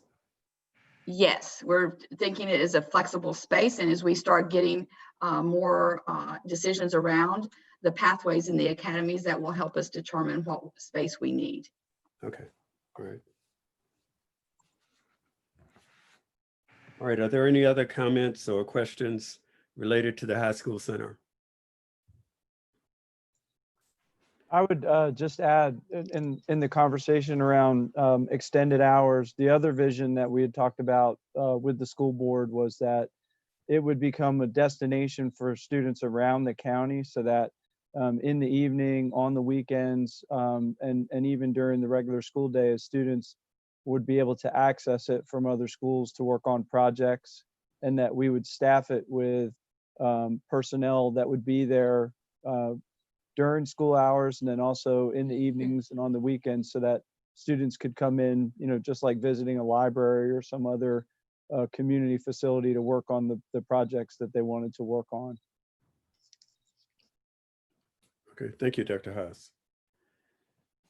Okay, if no other questions or comments related to that, we'll move to other business by board members or superintendent. So at this point, I would ask Dr. McLaughlin to come back to share the data that was requested earlier. Thank you, Dr. McLaughlin. Thanks, Dr. Haas. And I wanted to let you know that file has been added to the COVID-19 update item in the board packet for this evening. And it contains this file, which on the first page has the breakdown by school of percentages of students, both by school and by grade level. On the second page has the raw numbers of those students by school and by grade level, and then has our demographic breakdown that was shared earlier in the evening.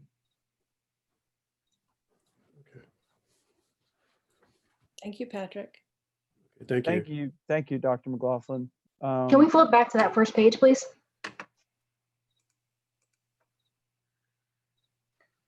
So there are 32 students at Greer who have not responded, is that correct? That's right. I believe that was as of this morning. So what have we done to reach out to those families? So every school is making individual phone calls and individual outreach. You know, these numbers have really started to, it was probably at 70% on Monday when the survey started to close.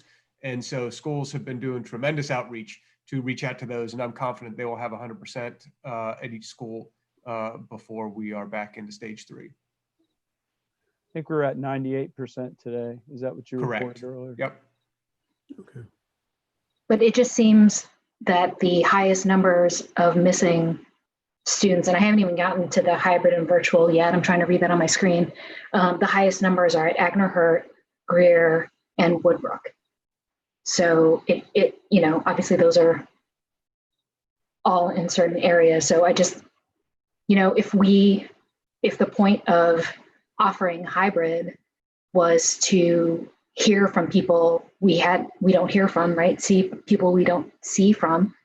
I don't get that sense from this data.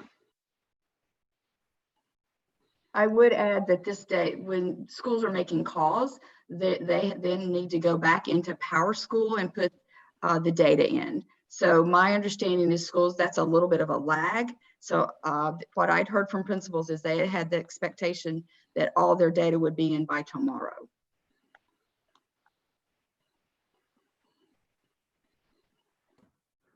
All right, so would this chart be updated as new information comes in? We have, this is a PDF version of the chart, but as we can certainly send updates to the board as new numbers come in. Okay.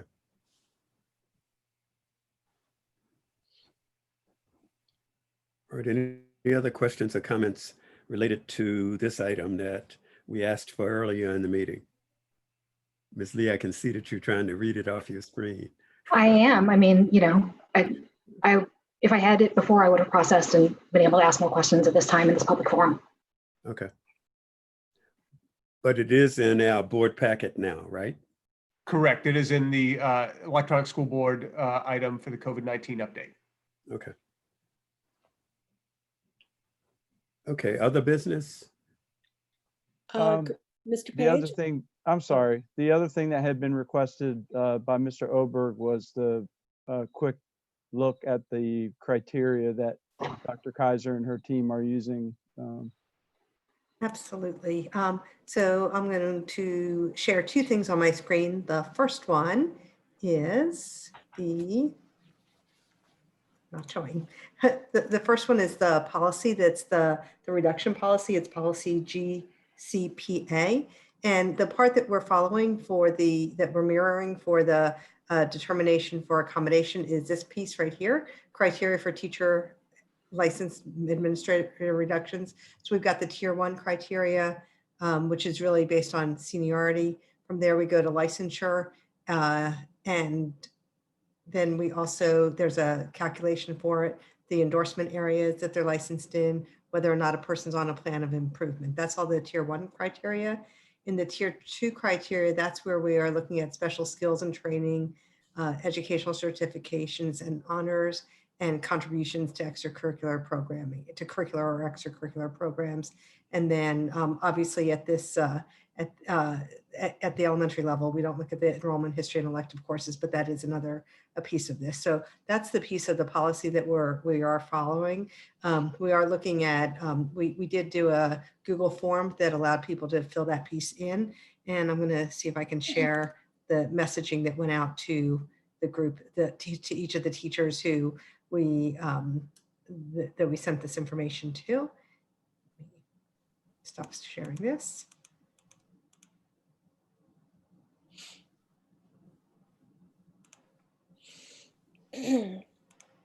So the teachers who needed to fill out a form for this consideration received this letter from our Human Resources office. It's actually a letter from me, but it's sent out through Human Resources.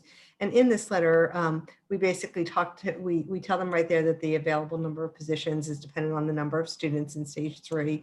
We also tell them that that not everybody will, potentially not everybody will get the accommodation. And then there's the directions about filling in the data collection form, and it talks about the priority that we were using the process similar to our reduction process. So this is the information that went out to those teachers. Obviously, it came back in just yesterday, and we're sorting through that now.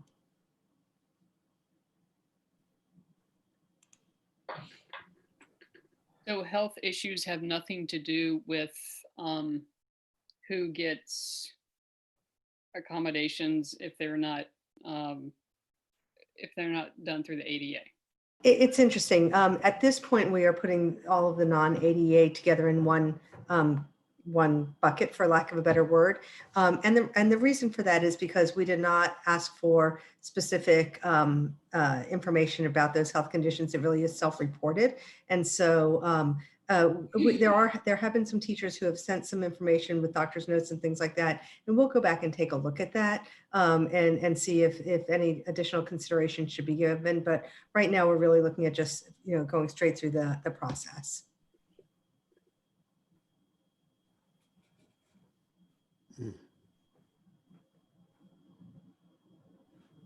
Okay, other questions?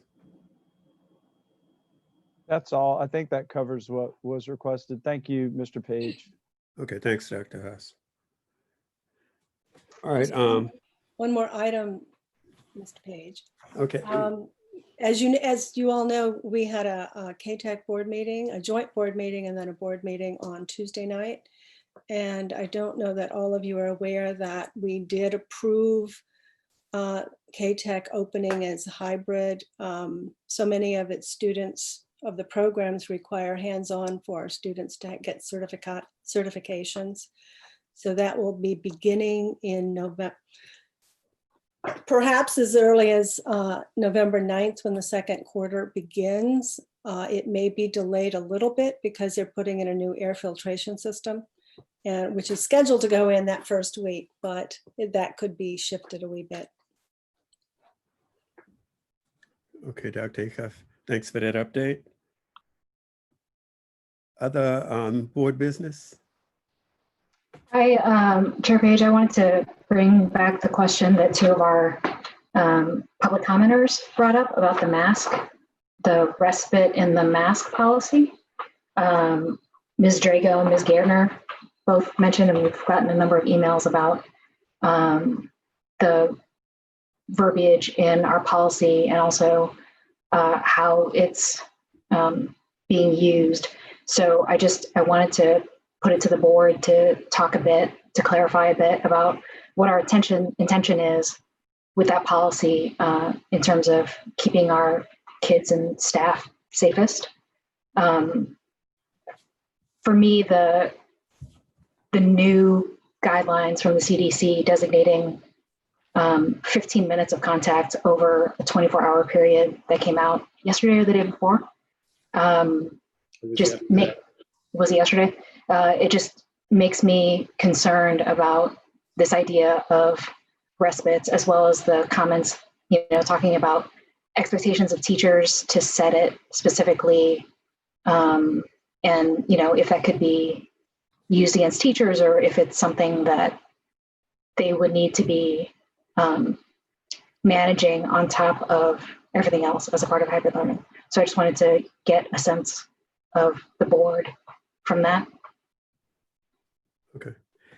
I was surprised by the perspective that I received from AEA, and I'm not saying that they're wrong. I'm just surprised by it that they took the perspective that it shouldn't be a teacher decision. That's counterintuitive to me. I believe in giving our teachers the most decision making in the classroom. But I hear the point, which is that we know there are people who are not following the mandates. We know people who are following them very clearly and very carefully, and we know people who aren't. And if the concern is that, hey, look, Mr. Oberg, he's the cool teacher, he doesn't make you wear your masks at all. I think that violates the policy. It clearly violates my understanding of the policy. But I get, if that's the concern, that yeah, I get that that I can see that being a risk. I don't want to, I think the intent is that there are certain circumstances where I can see an emergency circumstance where a child just has to have their mask off. And I don't think we can list the 1,000 reasons why that may take place and the 100 where it might be necessary, which is why I think there's an advantage to giving the teachers that authority. But maybe the term respite is not the correct term, because that makes it sound like, hey, take a break. And I don't think that was the intent of how it's written, and I know that wasn't the intent of how I understood the policy to be. That's my perspective. I have a question sort of related to this. During the public comment, it was mentioned that there had been a meeting with central office staff and with AEA officials. And during that discussion, besides having this as a blanket policy, were any other things mentioned that the AEA expects the policy to be able to show to us and be able to state in concrete terms that would sort of clarify everything and sort of move the decision from a teacher? In other words, what points were made during that discussion? So it really was a very good discussion, because we got the kind of clarity that Mr. Oberg was just talking about. I felt quite enlightened, because I gained the understanding, and I think the cabinet gained the understanding that that was what they were looking for, was more specific direction and less discretion, because there was a concern that, just as Dave was saying, that one teacher may take the lack of really clear direction to be more loose about the policy, and then another teacher would be more tight, and it would cause issues for students. They become confused about what's appropriate and what's not, and so it would make a less safe environment for students and staff. So where we left it was that we would make the policy more directive for teachers, with less flexibility and more of a top-down edict on how things were to be done. So we were waiting until we could talk with the board about it tonight and get input as we're getting now, and then go back and make changes to the policy to make it that way. Does that pretty much capture that, Mr. Holden? Yes, it did. We were, in addition to having some tighter guidelines, we were also going to develop some illustrative scenarios, so there would be a better understanding by teachers, the administration, everybody, parents, students, about what would be expected. But certainly the language of the policy was never intended to provide carte blanche to just not have the mask on. It was really for very, very limited circumstances. And because it was a policy of general application, we did account for certain potential exceptions, but indeed they were to be only exceptions. But we hope to flesh that out a little bit more in accordance with our discussions with the AEA, and go from there. Okay. When do you think a draft of this revised policy might be presented to the board? Well, I think we're going to want it as soon as possible, because we're going to be going back into a hybrid situation starting on the 9th. So we have to take into account the new guidance from the CDC, as Ms. Lee points out. That was new as of yesterday afternoon, and see whether that has any impact. We may seek guidance from medical professionals, Ms. Gomez, among other things, and garner the opinions of the cabinet. But as soon as we have that, our intent was to start revising in a way that would make it a policy that would be more applicable without having the teachers make ad hoc decisions. And we discussed that we would be meeting with elementary principals that have a standard operating procedure. I think that's the piece that the AEA was interested in. How will you interpret the policy? And the standard operating procedure allows you to do that and be consistent with no gray areas. The only concern I have is that, and I don't have my calendar in front of me, but I don't think we have a school board meeting before the 9th. Right. That sort of leaves it, you know, that concerns me. We also have a policy that allows me to act in absence of policy from the board. And so what we will do is, this is an operational matter and we will have it addressed and changed. We will make sure that every board member sees it so that you can let us know what you think, so you can be completely satisfied with it. We will bring the revised policy to the board as the earliest date possible as a whole for approval. But however, given the exigency of the recent changes, and also with the desire to have our teachers feel comfortable and safe, we will make sure that it's changed. We'll share it with the AEA staff, and we will also share it with each of you so that we can gain your approval. And then we'll bring it back to the board as a whole for approval. Thank you, Dr. Thank you. Okay, Thank that you. sounds good. Ms. Lee, did you have any other concerns related to this? Is this I did not. That clears it up. Thank you very much. okay? Are there any other items by school board members or by the superintendent? If Mr. they're Page. off, we got to take a break. I don't have I've just got one quick one. Yeah. One quick one, and that is, Mr. Page, did you want to mention about Mr. Witt joining us for the next 2 school board meetings? Yeah. Okay, I'd mentioned that in email sent out, I think. But anyway, since Mr. Witt was our student rep who was like the standby person, and so far he's not had a chance to sit in on any meetings. So I think it would be good, and from the email response, I think everybody who responded was in agreement with this, that we would have Mr. Witt to sit in the November and December meetings of the board, so that he would have a chance also to be with our student rep. And Mr. Trout would still be with us in those 2 months. But during those 2 months, we'd have 2 student reps, Mr. Witt and Mr. Trout. Great. Thank you.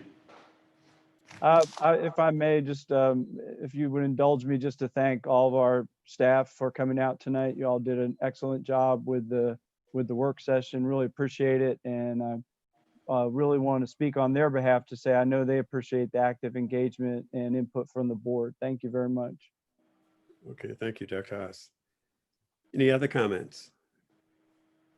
All right, so I would like to reiterate that we do have that survey that we would like anybody who is listening to our session to please fill out so that we can have more input and more information about who is listening to the session and giving us input. So if there are no other comments, the meeting is adjourned. Thank you so much. Thank you. Bye. Bye. Good night, Mr. Page.